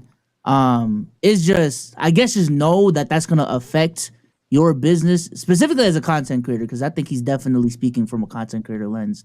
And if you are willing to live with the results, not cap yourself out because love is more important to you, I don't think that's a bad thing either. But yeah, if your goal is to maximize your potential as a creator, go because Jason from FaZe actually did that recently with a relationship that he had. Like, he was in a relationship with this girl and he broke up with her. He broke up with her before he went to like the FaZe house, and then once he went to the FaZe house, they're doing all this dating content. They're doing all of these different things. Well, obviously, if he was in a relationship, he wouldn't have been able to get that shit off. You know what I'm saying? So, because I disagree. Because she understood the. Thank you. She should have been able to understand it. But the problem, and it's about person to person or whatever. But this is where the separation that I don't understand from like content creator and celebrity, it kind of separates itself. It shouldn't happen. Usher in relationships, out of relationships. If he's on tour, it's this illusion that he's single, and he's still gonna perform as if he's single, right? He might go into the crowd. He might, there goes my babe. He might rub up on her dancer or whatever. And women do it too. Mm-hmm. But for whatever reason, why can't content creators get away with that same type of stuff? The reason why content creators can't get away with it, because there's no delineation between what's real and what's fake. When Usher goes on stage, we know this is this. When an actor signs up to do a movie, this is this, right? In content creation, you blur those lines too much for somebody who's not in content creation, and even people who are in content creation to understand that. So that's why they don't. Go ahead, my bad. I was just about to build on it, especially as a live streamer. Like, you can't just fake a relationship knowing that like you have a real relationship, doing all these dates and shit. Like, it wouldn't be good content for the viewer. They're gonna be like, what the fuck is this? Like, this fake ass fucking date going on. Like, what is this? I mean, what's the difference in like a kissing scene in a movie? Like, we just got to do that occasionally. It's fake though. You see Kerry Washington and the dude she act with, they be acting like a couple. Yeah. In real life. Like, when you see them on a carpet, it looks real. But everybody knows they have separate. And let me ask you this. Do you think, Bezos, like you think Senna, do you think Agent or Senna or Connie and Max right now, do you think they are 100% single throughout any of that type of stuff? 100% single? No. Somebody's just gonna have to understand. Like, I don't know. Let me ask you this, and this is the question that I really meant to ask earlier. This is the Tion too. I mean, we all men, so Omar about to take all these answers straight to his girl. Go ahead. No, I'm not. So can you now at your age, because Holla said the same thing, he would give his same self that advice when he was younger, like, just don't get in a relationship. Would you give yourself that advice, like, to your younger self, don't get in a relationship early. Because I'm assuming all of us got into relationships early. Whether it was long term, short term, or whatever, all of us let women interfere at some point. Would you give your same younger self that same advice? I'll be completely honest. At 22, for me, I would have told myself to marry the girl that I was with at the time. Oh shit! And that's just, I was being completely honest. You feel like Because she the one that got away type shit? That girl married today? yeah, she is. Wait, Yeah, it sucks. It sucks. Like that, it was a person that I was dealing with on the back end of college, and she supported and like 100. Like, you know how some women say they support you, and then there's always like a little bit of, you're still doing that. She truthfully like 130,000% supported everything I did, right or wrong. Like if I was wrong, she like, Tiana, I don't know about that, but I mean, you can do it. If you mess up or if it doesn't work out, I'm still gonna be there no matter what. But if it does work out, hey, you know, I'm still gonna be here regardless. So 22-year-old me, I would tell myself to marry that woman that I was dealing with, because ever since I haven't felt the feeling that I felt from her, you know, at that time. I've had moments, like I've been in relationships. I was in a relationship with one person that I wanted to be with since I was in middle school, and it just didn't work out. But you know, that just goes to show life is very interesting. Bro, go break that home up, bro. Go break that home I was up. gonna I ask. tried. Oh, Try again, all right? I tried. Hey, Motherfucker said, you thought I didn't try? What? I tried twice. I was gonna ask. Was she happily? Is she happily married? Oh my he gonna start quoting Drake. So To my knowledge, we're gonna just say yes. At the time when she first got married, no.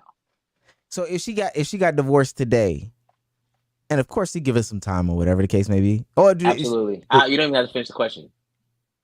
Oh damn. Yeah. That's real though. That's real. No, I mean, but it's like there's always that one person. Well, for me at least, that one person.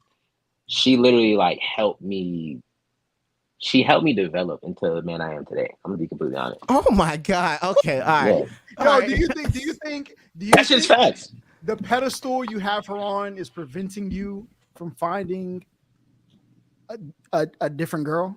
I'll be completely honest with this one too. I was dating a girl after her, and I was wrong, but I called her name because she said something that reminded me of her. I said, "You crazy?" And she was like, "Would you just call me?" I said, "Oh, what?" And she was like, "No, you didn't." And she walked out. Yo, listen. And I was okay. Chat, listen. Go comb through Facebook, Instagram, find a girl, send her the clip, bro. We're podding right now. that's crazy. Okay. To be so, would you agree with the same sentiments as Holla? Would you? And you engaged now, so you can answer this truthfully. Would you tell your younger self to? I think, and your situation is different because of the long distance too. That's why I really think like there's a huge separator. But would you tell your younger self that same advice of like just wait? Assuming my younger self is not informed. Assuming my younger self is not informed that is the effect, I will tell him that, yo, if you go down this path, yeah, you're probably going to be capped off. Because realistically speaking, if I didn't get in this relationship and I was just focused on content, I would be in Atlanta. Like I've been pretty transparent with Omar about that. But you know, I made the list. Do the pros outweigh the cons? And I said, nah, man, love got it today. You see what I'm saying? Well, I think because you ended up with the girl, though, right? Yeah. But she didn't want to move though, so that was like a big thing. Do you think? Do you consider yourself successful at content? Yeah. So I guess that's like the key indicator of that, right? I think the people I was with, I wasn't successful at content because of them. So if I could, like my position I'm in now, I'm able to be successful in content again. But also the other part of that question is, if I gave myself that advice, the other part I would say is the type of person you are and the type of girl you look for, if you do become successful, you'll probably never be able to find that girl. So it's also a catch-22. Do you want to try dating? Why do you think that? Because listen, when you are in the light to some people, the way people present themselves to you is just so different. They automatically think you're somebody if you have something. And I feel like it's easier for me to find who's for me if they don't have the preconceived notion that there's things I can take, right? That's why I know for a fact if I was single and getting into a relationship today, I would have a much harder time based off of the type of content that I actually do. So like if I'm running around telling people, and let's just say like I'm a full-time content creator at that. If I tell people I got a podcast, y'all know it's preconceived notions about having a podcast. It's as a man, it's preconceived notions about the type of podcast that you have.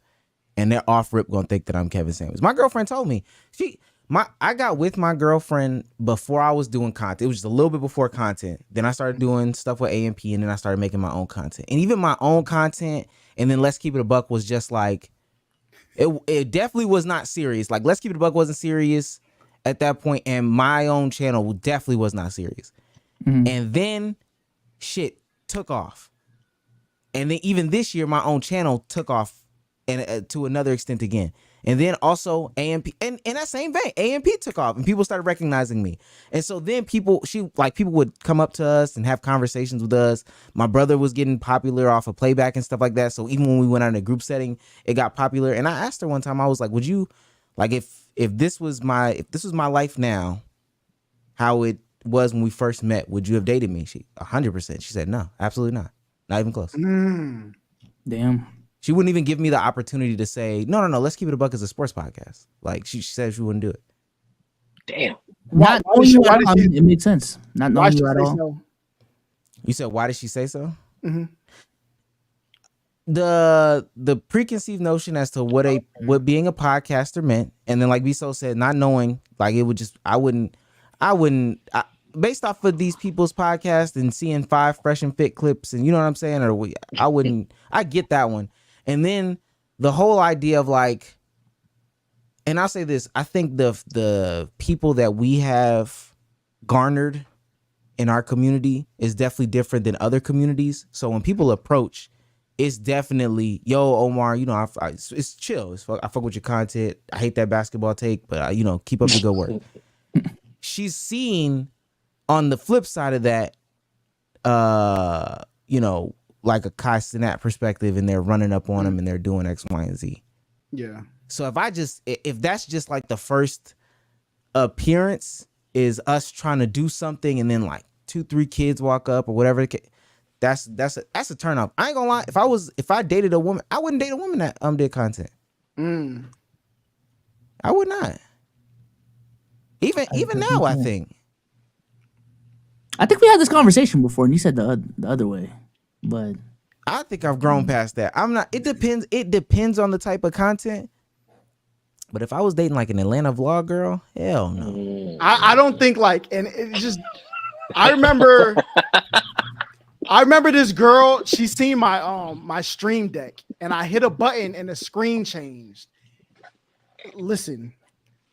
The attention that came with that was just something I don't think I would have. Imagine if I was success. You seen my last, both of y'all been to my last apartment. Yeah. It's nice, but it wasn't like 500,000 subscriber apartment. Yeah.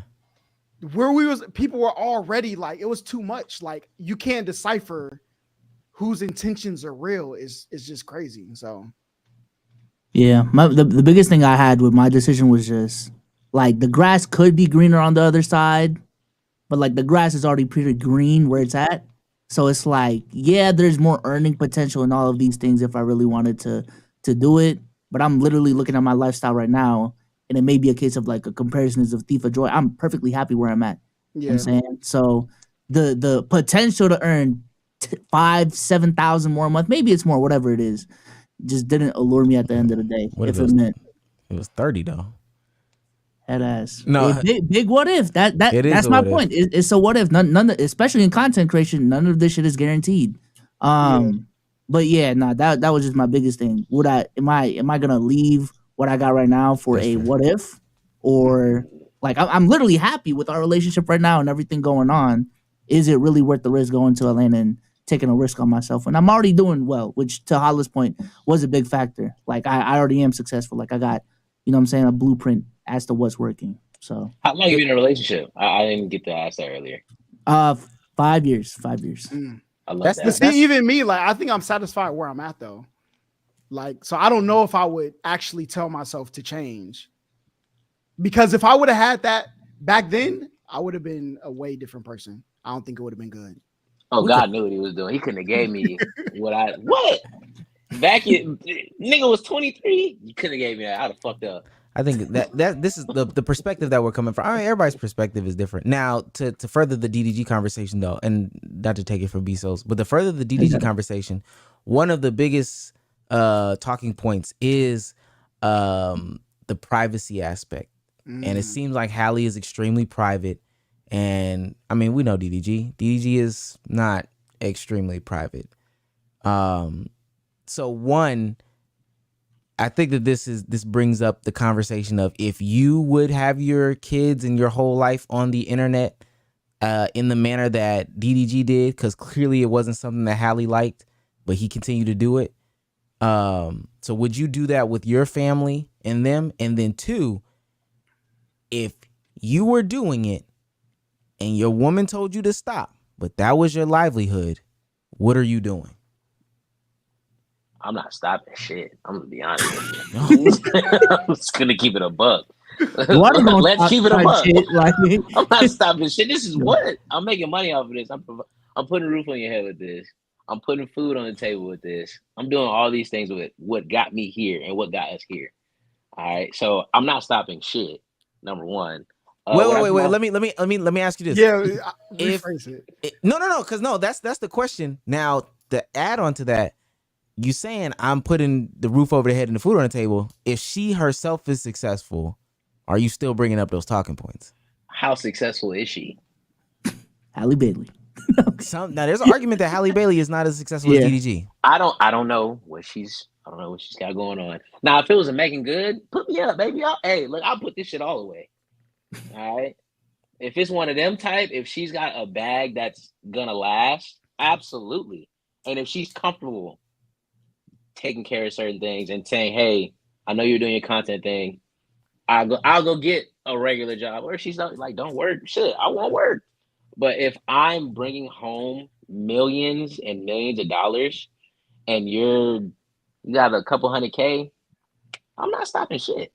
I think like if you start a relationship with somebody, especially get to the point where having a child and marrying them, and you want them to stop something you already knew was the type of person they was, you have to be able to compensate that ask yourself 100%. So if Halle Bailey could cover everything DDG did and said, you know what, I have enough, here's this, don't do it no more, she has to do that, because it's not like he just started doing it. Yeah. And then on top of that, if I'm a hustler, like, bro, like, I've always been the type to, all right, look, I got to make sure I'm providing. If this is providing, why do you have a problem with me? Why are you trying to make me stop? You don't love me for real. Wow. You don't love me. You don't love me. Wait, but okay. What you really saying? You don't love me, huh? But why not? But why not meet her? And this is where I think the middle ground could have been met. But once you start that leaky faucet, like it just continues to go. If the conversation was stop putting me in the videos, that's fine. Then that's probably something I can compensate. But if this is my problem though. If my girlfriend video for the past 15 videos has produced a 1 out of 10, and when I don't put my girlfriend in it, it's a 10 out of 10, and we got to do some resetting, it's like an 8 out of 10, 9 out of 10, you know what I'm saying? So it's a bad video. Do I tell her like I guess I could, but this shit is not gonna work if I don't put you in it? And I know it worked at one time, but today it's not gonna work. My answer to both of your questions is connected because, like you alluded to, that's why I wouldn't even start the shit, bruh. Just because of that. Yeah. Because if you start it and it becomes successful, specifically family vlogs and the shit that DDG does, your life becomes content. Your life becomes what you're relying on, and it comes with a bunch of things. Like now you gotta deal with one-up culture and trying to do family-related content, but you need that 1 out of 10 and things of that nature. You're not as private as you want to be in your child's childhood, which I feel like is a part of a person's life that should be as private as much as possible, as much as you can help it. And then yeah, just the one-up culture, no privacy, no nothing, bro. Like that's why I'm never starting a family vlog channel. Like my uncle like suggested for him to do that for his kid and asked me about it. I'm like, gang, nah, you're not doing that. Bro, the But comments are like, insane. I he- just hope he got with her. I mean, they got together. He had his mom gave his mom a channel, his sister a channel, ran a thing with her boyfriend, gave woo wop a meme, gave like so when you came into this relationship, you knew you what it have was. to take some accountability for knowing who you're dating. That's fair. Yeah. Yeah. So it's not like it'll be different when you say I don't want to start it. It'll be different if he was a Casey Neistat and put his girlfriend in a vlog one day, and then those started blowing up, and then he started doing those. He's always put everybody in the vlog, like so. When you get with that, what else would you expect to happen? And respectfully, but that's why I think she kind of had to put up with it for so long. I see the people in the chat. I'm gonna be honest with you. I think DDG in that relationship is the breadwinner. Yes, he is 100%. Like I don't even know why that's the conversation. And not saying that that's like the Snapchat bag is crazy too. But Yeah. that's the, Yeah, I don't, you know, and different people are looking at different things, but I don't think people understand how much an actress makes, and you know it's crazy. Halle and Chloe talk about it pretty openly on their own platforms. So it's strange that people would think that you know, Chloe or Halle is the one that's really making the breadwinner. So with that being said, I think that played a role, not 100%, but played a role in her decision making to continue to put up with the fact that it was like, I'm showing my face. But I'm on the channel right now. I don't know if this was ever her want, but dog, she's in thumbnails. The baby is in thumbnail, blurred face. Like she's in the content. She's a feature in the content. I mean, but when did she have a problem with it? When did the problem arise, or when did she say it was a problem? From my understanding of the situation, it's when people started passing judgment. So and I think that's wrong. I do think that's wrong. I think that's wrong. However, to a certain degree, if you invite that into your life, like if you invite that stuff, that's what they're gonna do. Like we doing now. We giving, you know, we passing. I mean, I think both of the sisters struggle with that, because I remember when COVID, when Chloe was posting all that stuff, she was affected by the way people were judging what she was putting on the internet. But Chloe the one with the ass, right? Yes. Yeah. I like her. I like her. So, like, how do you want to be a celebrity or a superstar? Even if you remove DDG at some point in your life, as you got bigger, this is what was going to happen. Judgment was going to be passed. So I don't see how, I don't know, maybe. Have y'all ever heard a Halle Bailey song? Like, oh my, he trying to get I'm like, somebody said that in the chat. And I was like, you know what? I don't think I ever heard one. What did she sing? Don't they got that? Do it. This is how we do it. Do it. Oh, that was them? That would be crazy if you know how they made the clip from DDG, name 5 DDG songs, gun to your head. Do that same thing with Halle Bailey. Gun to your head, name 5 Halle Bailey songs. Hey, B-Souls, run out the room and run back in. Come on. Nah. This is not actually gonna be clipped on. Misogyny. That is the song. Do it. This is that's one of their songs. So I mean that's one. Hey. And that was a banger. I don't even know what you're still singing. Like, you've heard the Walk. I don't know what the fuck story that was. That Forever 21. She got Forever 21 music. But you know what though? You know what though? That's hard. I think that what happened ultimately, and this is like whatever happened in their relationship. Let me say this too. I think DDG did some lame stuff. Like I think DDG has said some stuff that has just been too open. But also again, like Holla was saying, like you got into a relationship with the guy who has 3 vlog channels. His cousin got a vlog channel because of him. His nephew got a vlog channel. His mama. So this is the type of person he is. So you kind of got to expect what you expect. I think that she's getting into the fame and realizing that maybe she doesn't necessarily like the persona that her baby's father has. She might not also like the reception that her baby's father has, and that stuff is affecting her. Because he'll say some stuff, and the internet will clown him. Like when he was like, he said one time I like intentionally sabotaged you, or I was jealous of you and your work and all this stuff like that, blah, blah, blah. And I think that shit affects her. Yeah. But ultimately you got to live with that because this the one you chose. But my thing is, we can only play the accountability game so much in terms of like, okay, yeah, hold yourself accountable. You know, you should have vetted this person out before you started dating him. But at a certain point, you are in the relationship already. You know, these things are happening and you are not comfortable with it. So I have a right to make a move there, and I don't think that should be judged as much as it is. Yeah, you can make a move, but I would preach this to anybody. That move needs to happen before a marriage or baby. Yeah. That's when the move needs to happen. Agree. I'll be honest though. Like I said, we can go back to like a few minutes ago. They could have clipped that baby if they didn't want it for real.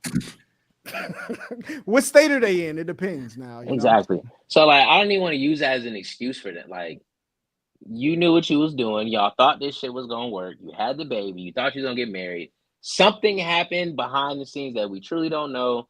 Probably made her mad. That nigga got sick of it. They moved on. To add on Sion's point though, for real, if she, and I'm not saying she did, the baby ain't that old, so I'm pretty sure she did have a problem with this stuff. Yeah. Before. You had a problem with it before. Okay, she saw cool. the bag. She saw the bag. You have a baby with DDG.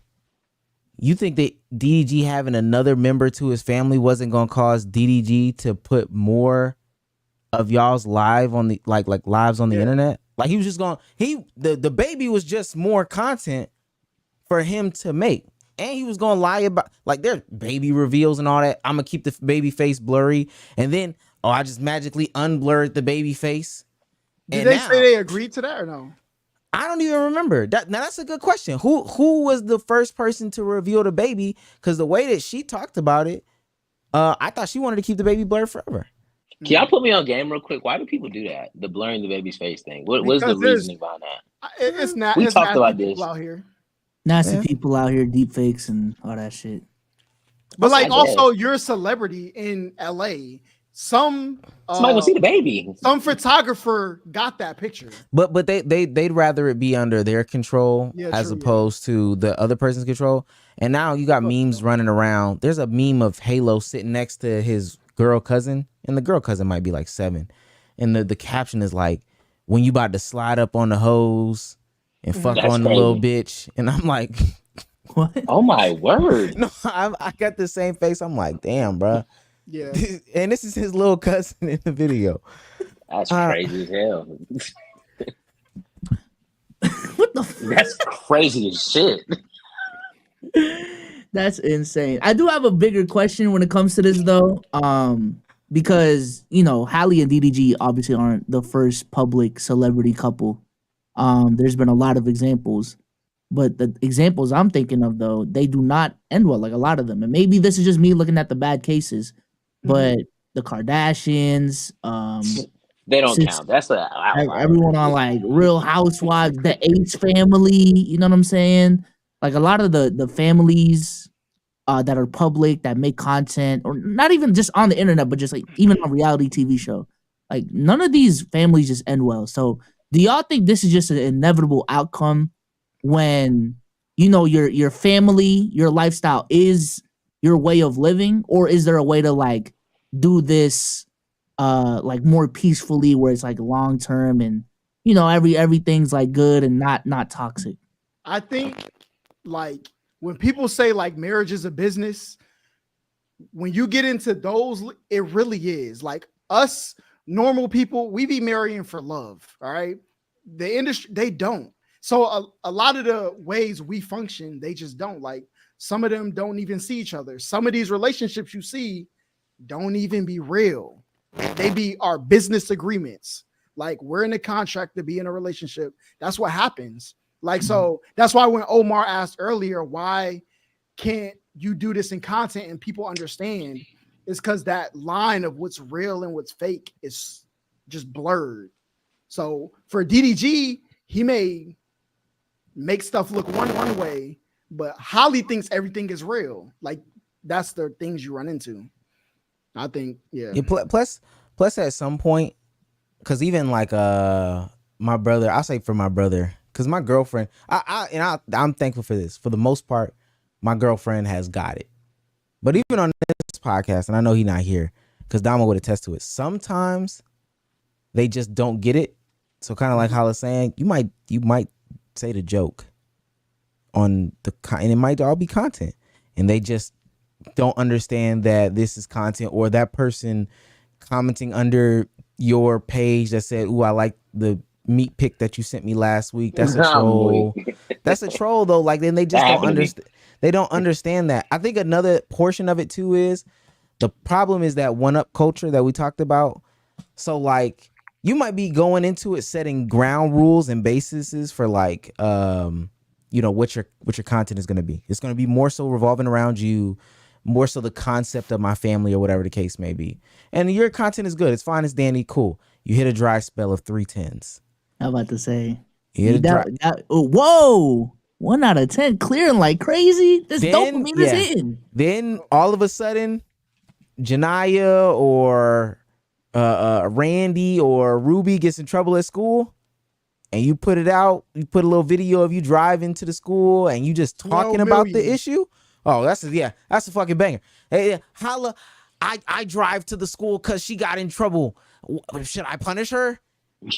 Crazy. 12 million views. You haven't pulled, and these are channels that have big, views or whatever. You haven't pulled the video like that in months, and you say to yourself, I could make fishing with the bros again, or I could follow up with this punishment with Janaya and take all her dressers and stuff out of the room and record it. And what you do on that second one dictates everything afterwards. Yeah. Internet love couple content, bro. That's one thing I learned in 2024. Jesus fuck. And I think that's why, like, even with relationships or my friends, if we're going to do content for the internet that looks IRL, we have to be on the same page. Yeah. Are we doing something real or are we doing something fake? Because if I crack this joke or I do this thing or you dump, there's just lines that can't be crossed if we do real, and there's things I'll allow if we do fake that will have no consequence on how we act with each other when we go back to our real lives. And that's how people have to look at it. I agree. I actually want to bring up this topic building on that because Max has been getting cooked these last 24 hours for a bunch of things. One, they said he smelled like shit for real. Like, and then 2, he had to take about like being depressed during the subathon. But 3, just building on what we're talking about. I'm gonna play the video right now. Essentially, the background context is there's a woman that was on the subathon, like that was a part of their content. They were doing like not necessarily dates, but like a lot of couple content on the stream. And then she essentially started streaming after the subathon, like her own personal shit. Her search history on YouTube got leaked, and it's just Black Boy Max, Face Clan, How to Grow on Twitch, all of these different things. Essentially, Max is calling her a clout chaser and all of these different things, and he feels betrayed. I'm gonna play this recap video. Hopefully, it sums it up. Oh, hold on. Yeah, wait a minute. Yeah. No, it's a lot. It's a lot. All right, let me play this. Hopefully, it summarizes everything. Black Boy Max found out that one of the girls from the FaZe Subathon, Diana, was low-key using him to start her own Twitch career and her own subathon. Look at all these search terms. She was doing her research not only on Max, but on Twitch in general. FaZe Subathon Live, Max VODs, Plaqueboy Max Live. That reminds me of how like girls would mess with an NBA player, act like they don't know sports or how much they're making, when in reality they looked up their net worth and their contract details. Yo, she's slick smart for looking this up. Subathon segment ideas, Subathon ideas, productive Twitch stream. I know this looks crazy, but you can't blame her though. Because imagine you're Diana, right? Regular person. You seeing Max, Jason, Ron, Lacey, all of FaZe is making over $10 million off this damn subathon. And you're a part of these segments, you're visiting the house. People are hating on you on the internet, and then you just gotta go back to your regular life, to your regular 9 to 5. I would've did the same thing. Shoot, I wasn't even a part of the subathon and I wanna do the same thing. At the end of the day, is she really using Max, or was she taking advantage of the exposure that she got? Because at the end of the day, girl content with streamers is mutually beneficial, which means that the girls benefit by getting the exposure, but the dudes benefit from getting the content and going viral. Because on Twitch, audiences love to see you interact with girls. Now with Max's fan base, not really, but everybody else, yes. If you think about it, every big streamer did girl content to get on. Aiden, Kai, Speed. Hey man, let me know your thoughts on this. This is crazy. So ultimately, that's a summary, and my takeaway away from it was just, bro, this is the same content house that literally glorifies themselves as the clip. This is the clip farming house. All of these different things, everything that y'all did in that subathon is just for content and content only. You know, all the people that y'all had on stream did not get paid. They probably just hopped on stream for the vibes and all of that. I don't see a problem with Diana, the woman in question, streaming, like starting up her own streams afterwards, and I just don't see a problem with it. Like I don't if it is clout chasing, I'm fine with it because it was mutual. Like you used her for content, why can't she use the leverage from the whole situation to make her own content? I don't know.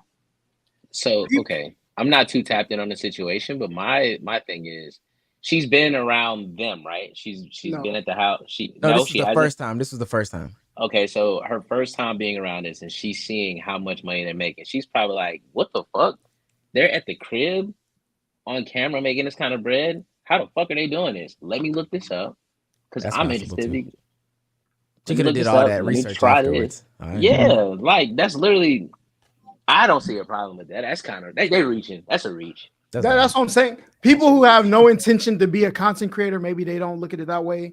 But like, if you get invited somewhere, you want to be successful at doing it, then you start to look at it like, oh, she might look up Plaqueboy Max. Thank you for the 500 gifted. What is gifted? What does that mean? That's what intelligent people do. Like they look up things so they're well informed into situations they walk into. And then sometimes you walk into them situations and you figure, oh, this could also benefit me too. So it's not you. I didn't search it to use you.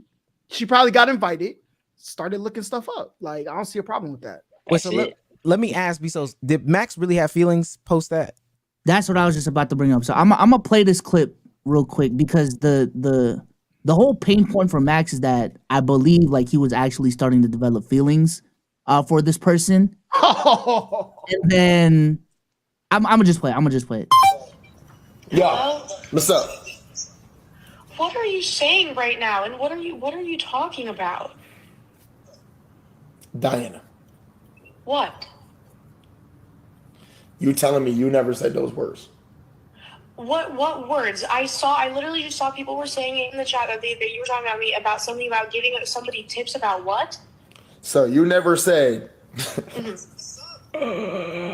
you never said to anybody. This is the main problem. You doing? I'm not even trying to air. You feel me? But no, swear. Yes, I'm like. You never said to nobody. What? You're doing great on stream with blank. I can give you tips to get more out of it. Do better. You never said that. Swear on my life. Swear on everything. Who said that? Who said that? Damn, you might have been blacked out then. Who said that? Blacked out, what? Bro, I'm not gonna, bro, no, because that's the business between me and you. because that had to deal with my stream. I'm not gonna air out no other nigga streams. Why would I do that? Who said that? Because I didn't say it, so that I literally add them to the call because I will confront them right now. I did not say that. Even if she said that, what's the problem? Bro, what's wrong with it? Okay. Holla, that's what I'm saying. That's what I'm saying. If I go into the AMP crib and I hop on Kai's stream and then Tion link with Duke and I say, hey, while you're there, make this kind of joke while you're there, you'll probably get clipped. He's not going in there to use Duke. He was already invited. But he also is going to be equipped with something to help him have a better outcome. What's wrong with that? I think from my understanding, again, I could be completely wrong. Max was developing feelings for Diana. He thought it was becoming a real thing, right? And then when those messages came out, the search history, he had this different perception of, oh, she was just here for the content. She was just here to grow her own platform. Because apparently afterwards, now she's doing her own subathon. Now she's averaging like 3K on her own streams and things of that nature. So my question would be to Max, when you invited her, what were your intentions? To get views, right? You were using her. You found out somebody wanted to have a more mutual benefit from the exchange, and now you're upset because you felt like you started catching feelings. Let me say this, and Holla definitely knows this. I'm pulling back and deep into the bag. When I first started doing production work for AMP, I remember there was a very big emphasis on trying to make it real, because there were people that, past YouTubers, they did it, that way or whatever the case may be. But there was stuff that just like, it would be such a obstacle to go through it this way, trying to replicate the real, that we could go through different channels and avenues and try to make it, and still make the content, and it doesn't necessarily have to be real. No, I don't have to go find 16 women plumbers. That's an obstacle. Like, that's hard already to do. So but I remember also the conversation of, and this is where I had these conversations with Holla. It was so strange to me that content creators expected collaborations for free. I always thought it was just work. And there will be people that would sell the lie of, oh, it'll be mutually beneficial. That's a lie. The concept of it being mutually beneficial is the biggest lie, especially when a lot of content creators gatekeep you putting your socials and stuff out there, on that. And then what if I don't have anything that I necessarily want to sell? I shouldn't be forced to sell my Instagram, sell my YouTube page, make a YouTube page, all that stuff like that in order for me to just get compensated for my hours of labor. But ultimately, that brings me back to this conversation. I remember when we did the Love and Basketball for AMP, and that white girl Lolo Fitzmo got famous. Oh, yeah. And people were like killing her. She's a clout chaser, gold digger. I was like, gang, we brought her on for the views for us. Why is it such a big deal if she then intentionally flips it and does the same thing? Because mind you, in that same video, there were two other young ladies who didn't see the same flip. I don't understand why it's such a big deal. Like it again, people think that this shit is just so real, and it's so amazing to me how many people think that all of the content is real and they can't decipher what's real and what's not real. And if it's to the point where even the content creators are not even realizing when they're creating the content and they can't decipher what's real and what's not. That's what I'm saying. That's why I brought this up, bro. Because the reason why it surprised me is not from the clip farming house. That's what I'm like. Y'all with the conversation that I had with you, everything's a clip, right? Like this is what we do. Everything is content. But now when this flipped on you, it's like, I don't know. Like feelings are a part of it. I guess he was trying to separate and thought he separated something that was real. And maybe I just got clip farm right here too. I don't fucking know at this point. You know what I'm saying?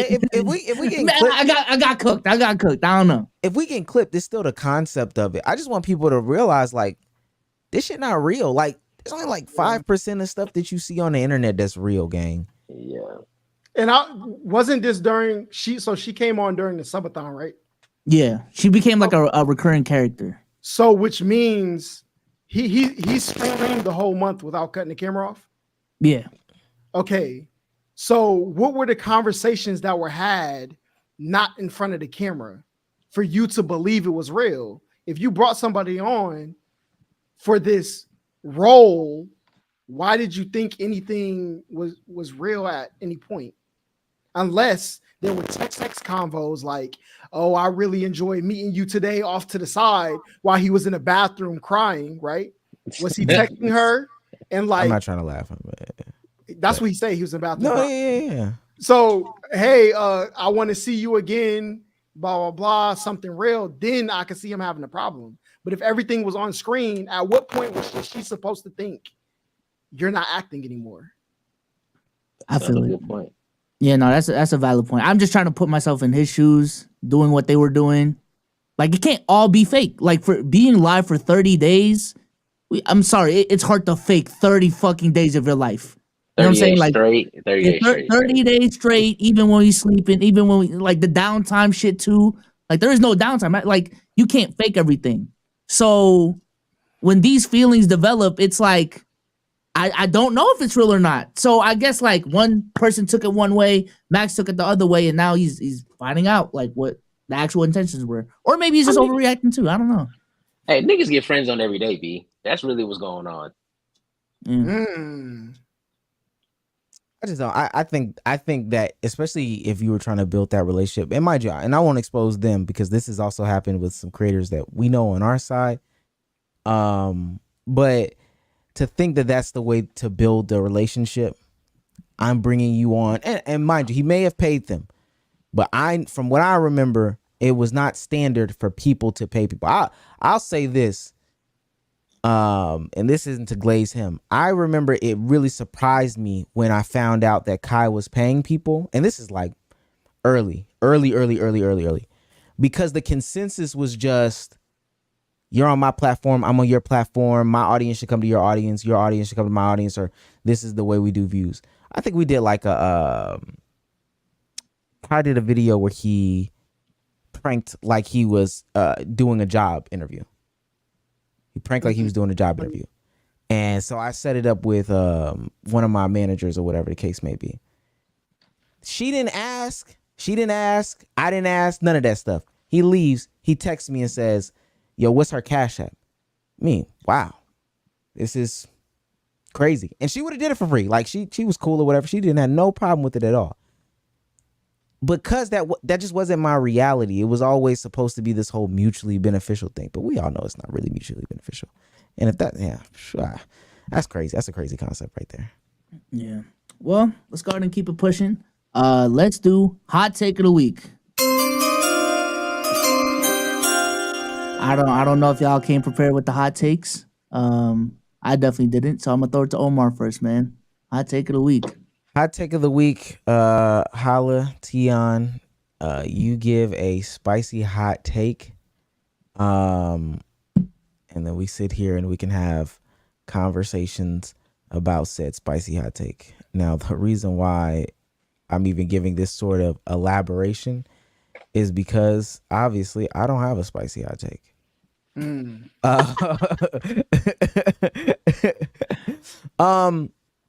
I feel like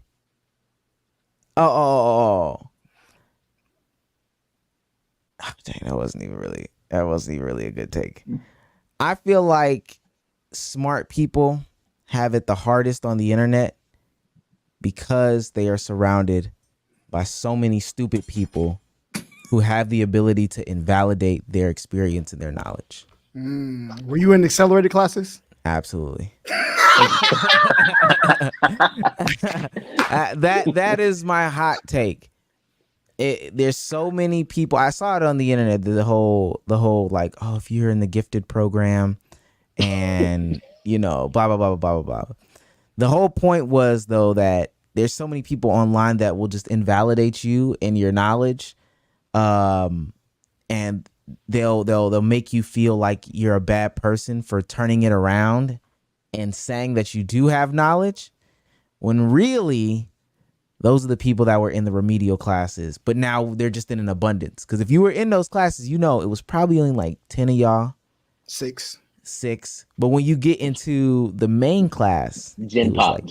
30, yeah, it's like 35. So now you're separated from your herd. You're just the one in that 35. Yeah, you're the one who get your paper given to you folded up like this.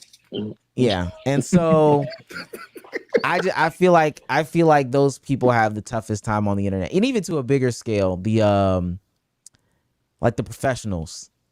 There's too many clips about or too many tweets or whatever about professionals arguing things that are in their profession and they have like real life knowledge and experience, and then somebody comes with their trust me bro opinion. I don't know, bruh. It's tough out here for us smarties. You can't even say you're smart. You can't even call yourself smart. It's a bad thing. It's gonna be a nigga. Look at everyone in chat. Yeah, I hate that shit. Everyone in chat right now. All y'all smart, huh? Okay. And also, people need to be more realistic about, their actual lives and their feelings. If we get into a room and it's like, oh, who's the smartest in here? There should be no hesitation. Come on, point to the dude or the woman that's the smartest. Keep it pushing, man. That shouldn't be a bad thing. Yeah. That's my hot take. All right. Let's go ahead and keep it pushing. I got one. All right. You're either born funny or you're not. There we go. Let's talk about it. It's as simple as that, man. I put out a poll on Twitter today. It's 48% true, 52% false. I think you're either born funny or you're not, man. I feel like your sense of comedy is dictated by, the household you grew up in, the content that you watched and all of that. So technically, is it learned? Yeah, but like a lot of these experiences are like so individualized. You can't really just replicate, the experience you went through in life to have the ability to be funny that you are. Like, I'm just thinking, like, can you learn to be Kevin Hart funny? Can you learn to be maybe not even stand up, because stand up is more performative, but just like everyday, you a funny guy type shit. I don't think you can. It's either you got it, especially if you're like 20 and you trying to be funny at 20, give it up, gang. That you're just not funny for the rest of your life, bro. Don't even try to train, man. You're either funny or you're not, man. That's my hot take. You're born with it. I think funny is like joke telling. I think there's a lot of people who make people laugh that are silly. And I think there's a difference between the two. You can learn how to be silly, fall over at the right time. I don't think everybody can learn how to be funny. I agree. Because there's elements of like timing that are involved, wittiness, which can lead back to your intelligence. And that's not something that you just learn. Sorry. Y'all not smart nor funny. Fuck it. I agree, man. Some people just got it like that. It just comes natural. Pause if needed. Let's go ahead and keep it pushing. Holla. All right, listen. My hot take is KSI's song will outperform a lot of other YouTube artist songs because it will be one of the more marketable songs to ever have come out of YouTube artistry. I think they're going to play it at the WWE. They're going to play it in Target, wherever they sell lunchy at. That's where I think he went. Is it a terrible song? No, stop. I think it's gonna do good. I think it's gonna do good. That song is bad. Are you talking about monetarily speaking, or are you talking about like numbers wise? Numbers wise, I think it's gonna do good. It's a safe song. Kids are gonna love the song. Of course, I don't think grown-ups are gonna like it. I don't think it's meant for us though. Let me see his channel. KSI. I've seen certain things this year where it's like everyone knows it's objectively bad, but it's become so much of a meme that it's become a success. Yeah, like, Baby Shark was a terrible song, right or wrong? Baby Shark, the Talk to a podcast is like actually doing good. Like that shit is actually pissing me off. 1.2 mil on your first pod. Come on, bro. But I see it. I ain't gonna lie, I see it. The other songs are like pretty vulgar. Like Speed Song is kind of vulgar. Yeah. And then the kid calling an ass if they're old enough to call it ass, that's not the target demographic. We're talking about 5-year-olds, bruh. They're gonna see it animated, him surfing on a Prime bottle on their feed, and they're gonna start. The Roblox said it's about to go crazy. Nah, I see the vision. I see the vision. First YouTuber with a Fortnite concert. Don't say I ain't tell you. No funny shit. No funny shit. If I do become famous enough, that's like one of my first things is to make like an EP or some songs. Yeah. Oh my mama. Only because I think music has the ability to become. Music has the viral ability, and the staying power greater than like any other form of content. It could be so bad that it's like annoyingly catchy. And people are now like people are talking about how bad this song is, and it'll get to the point where you'll be catching somebody because it's so bad. They've heard it so many times, they've criticized so many times. They're gonna sing it. Now they're singing it subconsciously to the point to where they're like, damn. This is a that shit is catchy. I kind of gotta play it. You know what's ironically funny? That song, like Poland, you just gotta ironically play it. I don't know. That's the first thing I'm gonna make is a song. When we first played Pound Town, that was me. I ain't gonna lie. I was like, Pound Town? Then we kept playing it. Okay, that's Hold up, you thought Pound Town was ass when you first heard it? First listen. Well, it was on the pod too. I'm like, okay. I did a blind. I had seen it on the timeline. Holla. I did a blind play, all 3 of them. This is garbage. I shit you not. I played it 26 times in the next like 2 pods. Became our theme song. Game. Then she yeah, she reposted us at one point. Yeah, look, bro. We literally found her the week before she blew up, bro. That was crazy. And I can't even say we. It was Omar, bro. Like, damn, bro. The week before, and then messages was cooked. Yeah. Y'all really the reason. That's what I say. But yeah, that's why I would do a song, because you can just, and I don't think it even takes much now. It's easier to do. I can always make a little viral hit. I think there's always like formulaic ways of doing it too. Yeah, you could do that. Music is different. Yeah, that's one of my bucket list shit. Just make a song at some point in my life. And look at, do y'all see? Have y'all seen Speed's song? Like the views that it has. The World Cup shit. The World Cup song. No, the Shake That. Oh no. Gang, the one where he was bounce that ass. Yeah. That shit is at like 215 million. Yeah. Damn. Yeah. It's just different. Music is just different. I'll say that, man. I'm gonna have to. Because you can play it in so many different areas. And somebody somewhere is gonna fuck with it. Yeah. That's the thing. Yeah. So. Okay. Okay, go ahead. I'm just, yeah. Music is the way to go. All his top videos. His top videos are his songs. That's all songs. All right, let's go ahead and keep it pushing. Tion, hot take of the day. I don't think this is a hot take, but I think women are the worst friends to each other. I don't think no woman is truly a friend to another woman. Women say shit like this, and I was talking about this the other day with my friends. Women will tell their best friend, if she's getting fat, oh, bitch, you look so happy. No, you look fucking fat. Go get in the gym. But let one of us, like, let me start getting fat. I guarantee Holla gonna be like, everything all right? Like, is everything straight? People are gonna act, like, guys are gonna be like, bro, what's going on? Like, you fucking with the fork too much. What are we doing? You know? But girls aren't gonna do that. Fucking with the fork too much?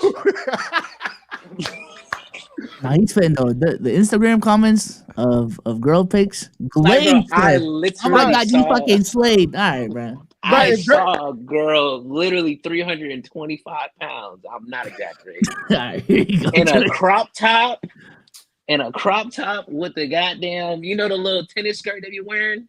Mm-hmm. You talking about Shorty from the other day, bro? Whoa. Her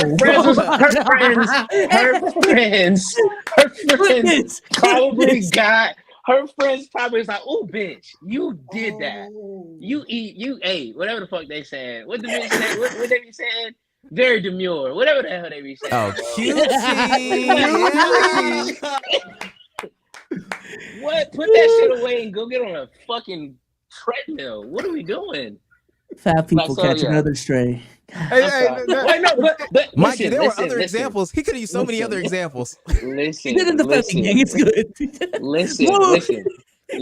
listen. It's one thing if you're big, cool.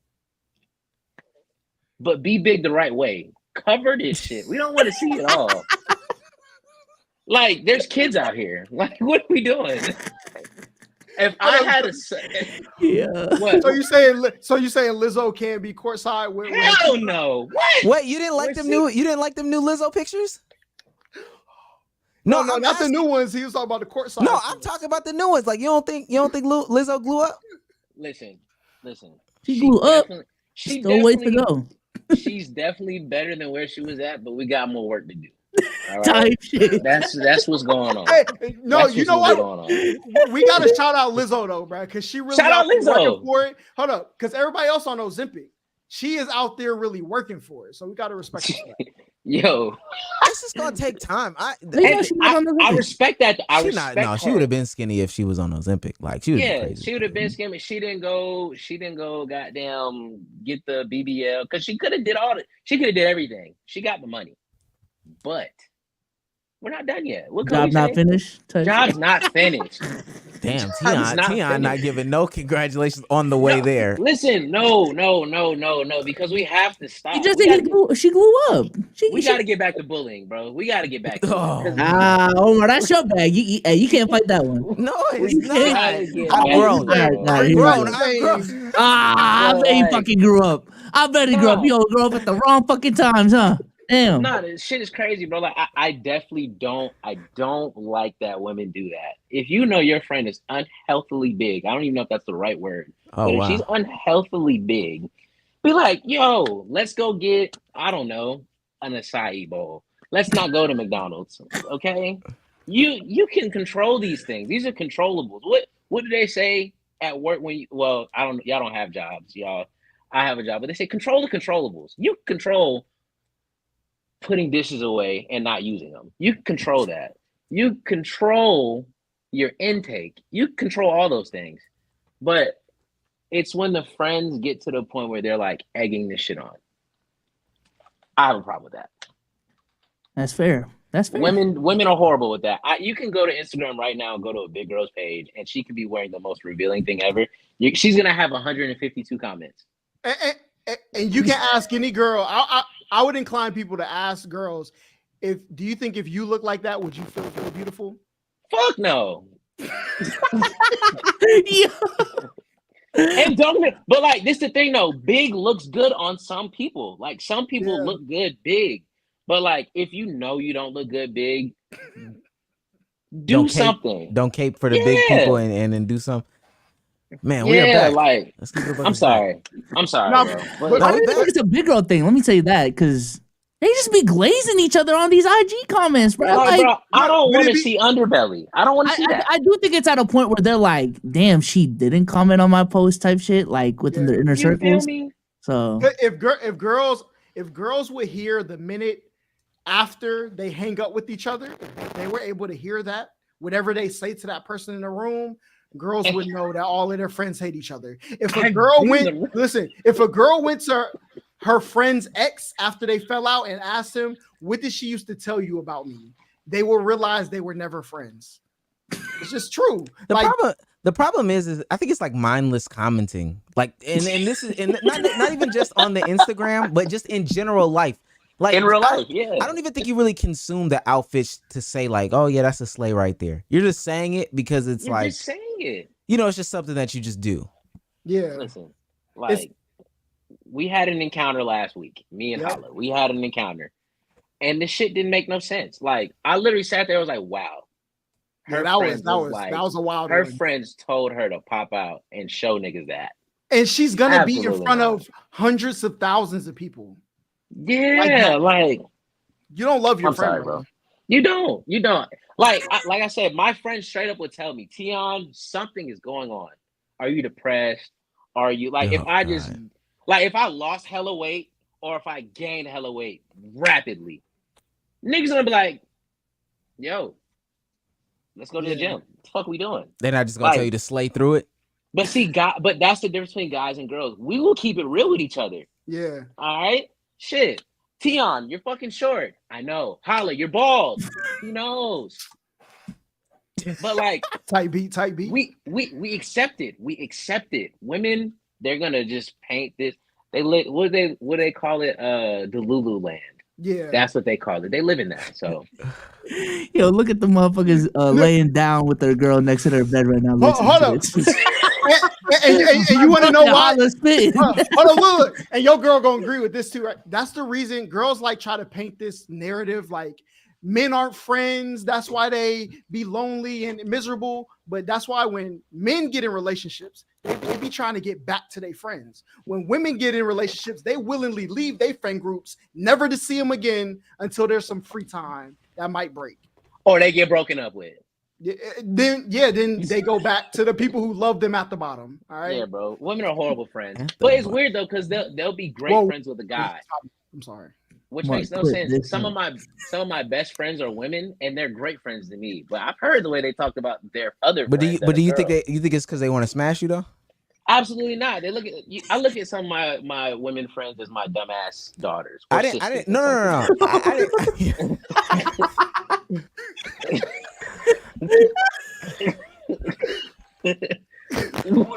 didn't. Bro, because what Omar said, Lee said on the podcast, women be mindlessly talking. She did it in the podcast, and we told her, like, you're just chatting, bro. I'm not. Look. I'm not asking you how you view them. Do you think that they view you as like, yeah, I want to fuck Tion? I would hope not, because they would not have fun over here. Because I'm not. When it comes to that, no. You don't want to have sex with me if you're my best friend. Listen, Tion, I'm gonna be honest with you, okay? Some of them are playing the friendship role, and if you ever open that door, okay, they're going in it. I promise you. You might not say, I know you don't see it, bro, but they do, because you know what? Yeah, there's security there, and they have never been in secure walls in their life, bro. I promise you. Hey, not the drop. Whoa. Let's clear this up. Nobody ever said the dick was trash. I just don't want to have sex with No. We don't think the dick is trash. We think the dick is no. great. That's what they said in the comments. That's what they said in the comments. We think the dick is great. The dick is fantastic. It's not about that. It's about I understand. Are we gonna? Well, hold on. It's bigger than the dick, right? It's bigger than the dick. It's bigger than the dick. This was crazy. But yeah, man, now like I just don't see, when I have women friends that I genuinely look at as friends, I could never, like, because I know too much. Like one of my best friends, she's a girl. I know way too much. I couldn't. I know too much. You would get head from her though? Nah, I wouldn't. Bruh, I told you, I see them as my dumb ass daughters or dumb ass sisters. Literally. Okay. I feel would you Tion gotta be with a girl that he don't know they past, and their past can never travel to him. That's why their past, it's not even that. I'd be there for it. Like I'd be on missions with them. Mm-hmm. Listen, one of my best friends, we've been best friends. They want to show you the struggle, bro, so you rescue them. I've had opportunities to smash my sisters and I didn't take it, so I understand. You see what I'm saying? It's different. Because I have a different respect for them. But like these that's not why I did it. That's not why I did it. Or that's not why I didn't do it, I should say. Me on the other hand. Yeah, I just didn't want to. I just didn't want to deal with like them falling in love. I tweeted this out earlier. I was like, I have only done 1.5 women in my life wrong that I've had some sort of relations with. Half? Like I half did her wrong. Like she half set herself up for failure, and then the other half. Like she half set herself up for failure, and the other half I like. All right, I can see where I did fuck that up. There was one of them where I really did her dirty. Every other woman, that was on them. Story time. You said what? Story time. The other one, I ain't gonna lie. I did not stealth this young lady, but when we no, because it's gonna sound crazy. It's gonna sound crazy. The full one person, what I did was we were having conversations and I was really convincing her about how much better raw sex would be as opposed to condom sex. Because at that time I wasn't doing no condom sex. Oh, she wasn't doing condoms. It just wasn't for you. And so she wasn't really for it. But when we got into it, she became for it. Not that I was forcing it or whatever. And so then past that, she was like, the reason why I didn't want to have raw sex with you is because I knew the emotions I would develop. And now I've developed those emotions. And now you're playing in my face in public. But even to her, I was thinking to myself, like, first of all, that's on you if you didn't see me do it to other people. Because I was having raw sex with them too. And DDG Jr. Okay. And I said you knew, but I was like, you knew those other people, so you should have known that like I was giving. And even you running away, even you like thinking I'm playing in your face, the person I'm talking to right in front of you knows that we had raw sex. Her and I have had raw sex, and she doesn't have a problem with you having raw sex with me. She just wants, when it's her turn to have raw, like she just wants to have sex too. But now you making it bigger than what it needs to be. Now, as an adult, that was too much. I was doing too much. I ain't even gonna lie to you. I was doing too much. But back then, boy, I was like, come on, man. Like you honestly just Monday, Wednesday, Friday. That's your days. Her days is Tuesdays and Thursdays. But I did it wrong. You love that. You should have known what you got into, Cartman. Yeah, she should have known what she. I feel like I stand by it. Yeah. I feel like if you can see it, you should be accountable for the things that you see. If you look at something and it looks like that, and you decide to engage, and it is what you thought it was, that's your fault. It'd be different if it turned out to be something different. Like, oh, I thought this was different, but it's actually this. But if that's what you thought, that's your fault. I don't. The half one was just I had got her a gift and she thought I had bought her the gift. Yeah, I got her a gift. It was a gift. The other girl bought you the gift? No. It was a. Sion was about to get a story. Hey, to be 100% transparent, what happened was I stole the gift from work, and she thought that I had gave her the gift like I spent the money. So then she went out and she spent bread. But she spent bread thinking that this was gonna be like something, thing. And the first time I had sex with her, like I know y'all done had sex with people, and it's like, it's just like my dick ain't really in this one. My dick ain't really in this one. Let me go ahead and nut so I could be done. I sold too many wolf tickets or whatever the case may be. I just wanted to know if I could get here, not necessarily like go through with the actions. And so then, she gave me the gift, and I was like, yo, this is crazy. Like, these just released. Like, you literally had to pay a lot of money for this. I ghosted her 2 days afterwards. Oh my God, she bought you shoes and you walked out of her life in them? That's crazy. That's her problem. And I know that old saying, don't buy a man shoes because he's gonna walk out your life. Don't buy a man a watch. Him up and ran. Yeah, don't buy him a watch because he's gonna know it's time to leave you. And honestly, like Holla just said, part of me is like, you knew what you got yourself into. You bought a man shoes, so I walked out your life. That's on you. But I probably should have communicated it better. The pussy wasn't good enough either, but it's a lot. Yeah. Was it like missing something? What, it had no seasoning? She was on some different timing. She scared me off because even the first time that we had sex, she was like, what'd she say? She said, I'm not on birth control and I don't use condoms. I go by my basal temperature. What is that? Temperature? So basal. What is that? When you are like what's it called? When you are ovulating, it's the lowest natural non-pathological body temperature recorded after a period of rest. Women have used charting average basal body temperatures over a length of menstrual period. Has been a tool to determine if ovulation has occurred or not. So basically, you get pregnant when you ovulate as a woman. Mm-hmm. Recording that temperature lets you know if you're in the window of getting pregnant or not. So they literally will stick a thermostat in their coochie to see the temperature. She told me that I was still horny But I shouldn't have done it. I should have been like, that actually weirded me out. But I'm a raw. I am a raw guy. I'm a raw guy. So I still decided. All to I go heard in was raw. consent, head ass. She put the thermometer in there and got the motherfucking. She said, "Yep, we're good to go." Because after the thermometer, I need to get in there. If it's warm, that's what you just told me the temperature. You think I'm gonna stay out of the warmth? Like, come on. You remember the temperature? What was the temperature? What is like? Tion, let me let me tell you this. You think if my dick is out and she got a thermometer in her hand, I didn't care. All I needed was the yes. She did it with me out. She put the thermometer in there. Yes. Oh, she's nasty. You should have kept her. No. Nah, bro. I would have laughed. I couldn't have done that. I would have been like, "Oh my god, you heated up for me." Condoms trash, game. Condoms was condoms was trash. I just couldn't even wrap my head around. Like once she okayed raw sex, and nobody was getting tested back then. So yeah, fuck hell, right? Yeah. Was niggas getting tested in 2015? Flamethrower. Let's keep going. What do the AQ? Let's get out of here. I'm sorry. I was curious about if we were gonna reach the 2-hour mark this pod. We did. You did it, guys. You did it. Good job.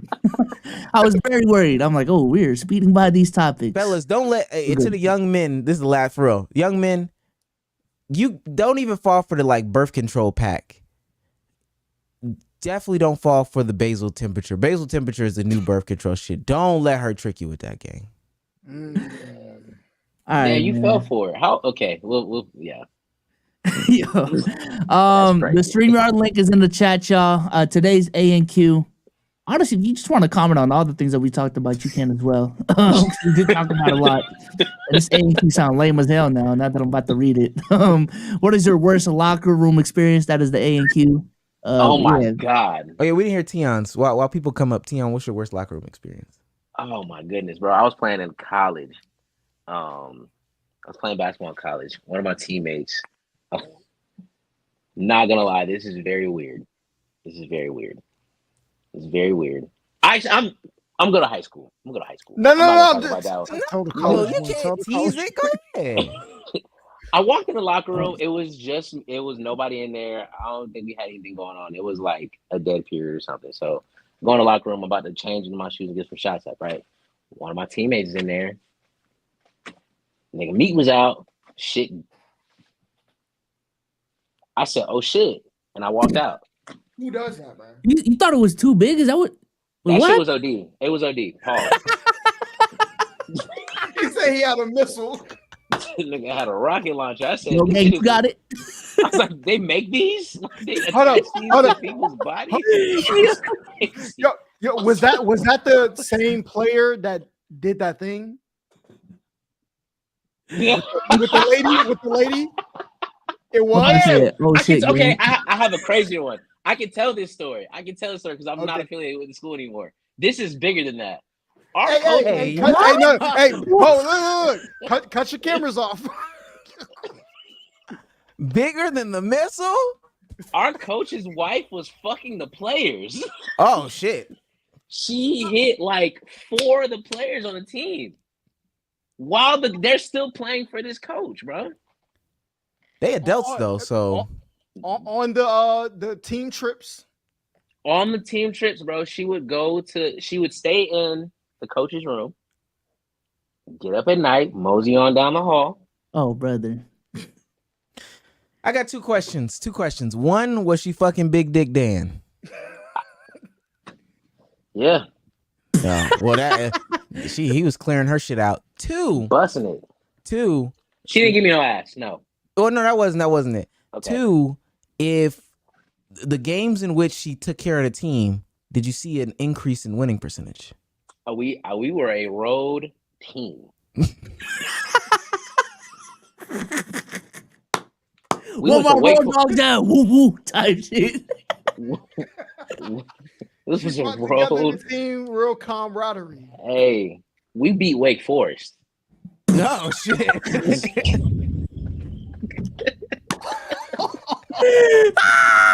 Let's get it, fellas. We here.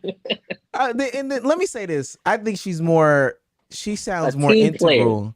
Yeah, she sounds He more sound like a integral. great coach. She sounds like a 6-man. I'm saying. Yeah. Talk about Damn. 42 horns.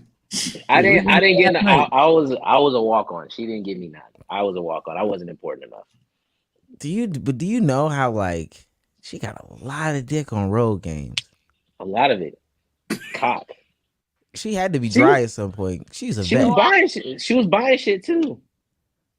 Oh, Niggas was getting new shoes. Yo, listen, when Shams tweets out this clip, Tion, just be like, Y'all think it is? Who y'all think? Y'all be wait for it. Someone got to be in the league, man. oh my gosh, the X Factor is crazy. It's Brandon Miller, y'all. Nah, let me chill. Let me not. The X Factor is OD. All right, let me just read this one super chat.